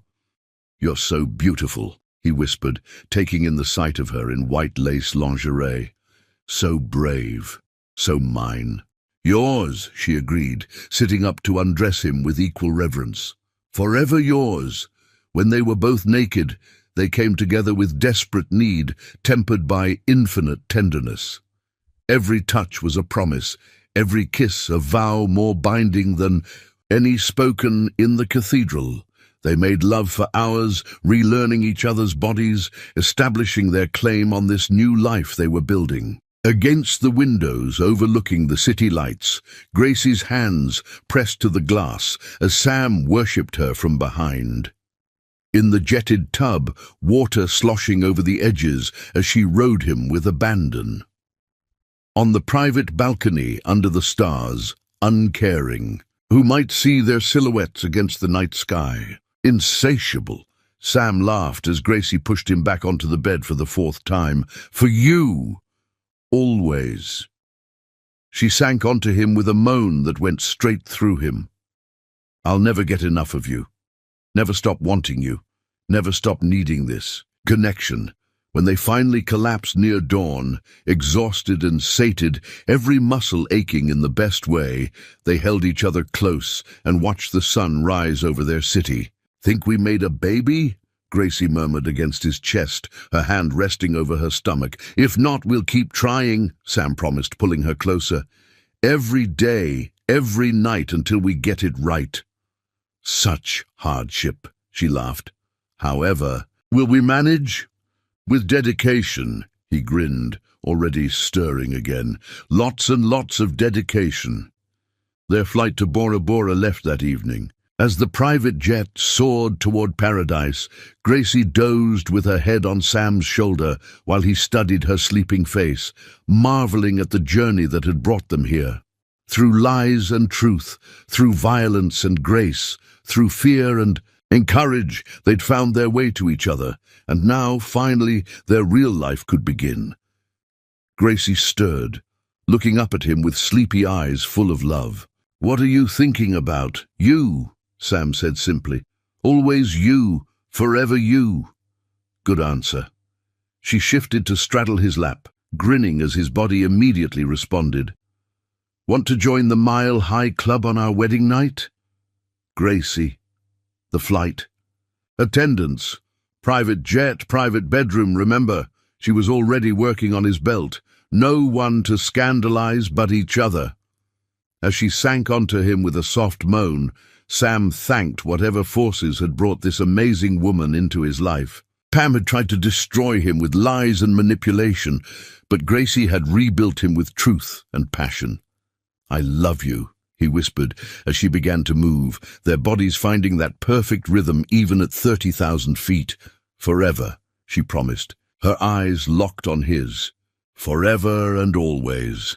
Outside the jet windows, the sun set in brilliant oranges and purples, painting the clouds in glory. Inside, Sam and Gracie Evans celebrated their love the way they would for the rest of their lives, with passion, with joy, and with the absolute certainty that they'd found their perfect match.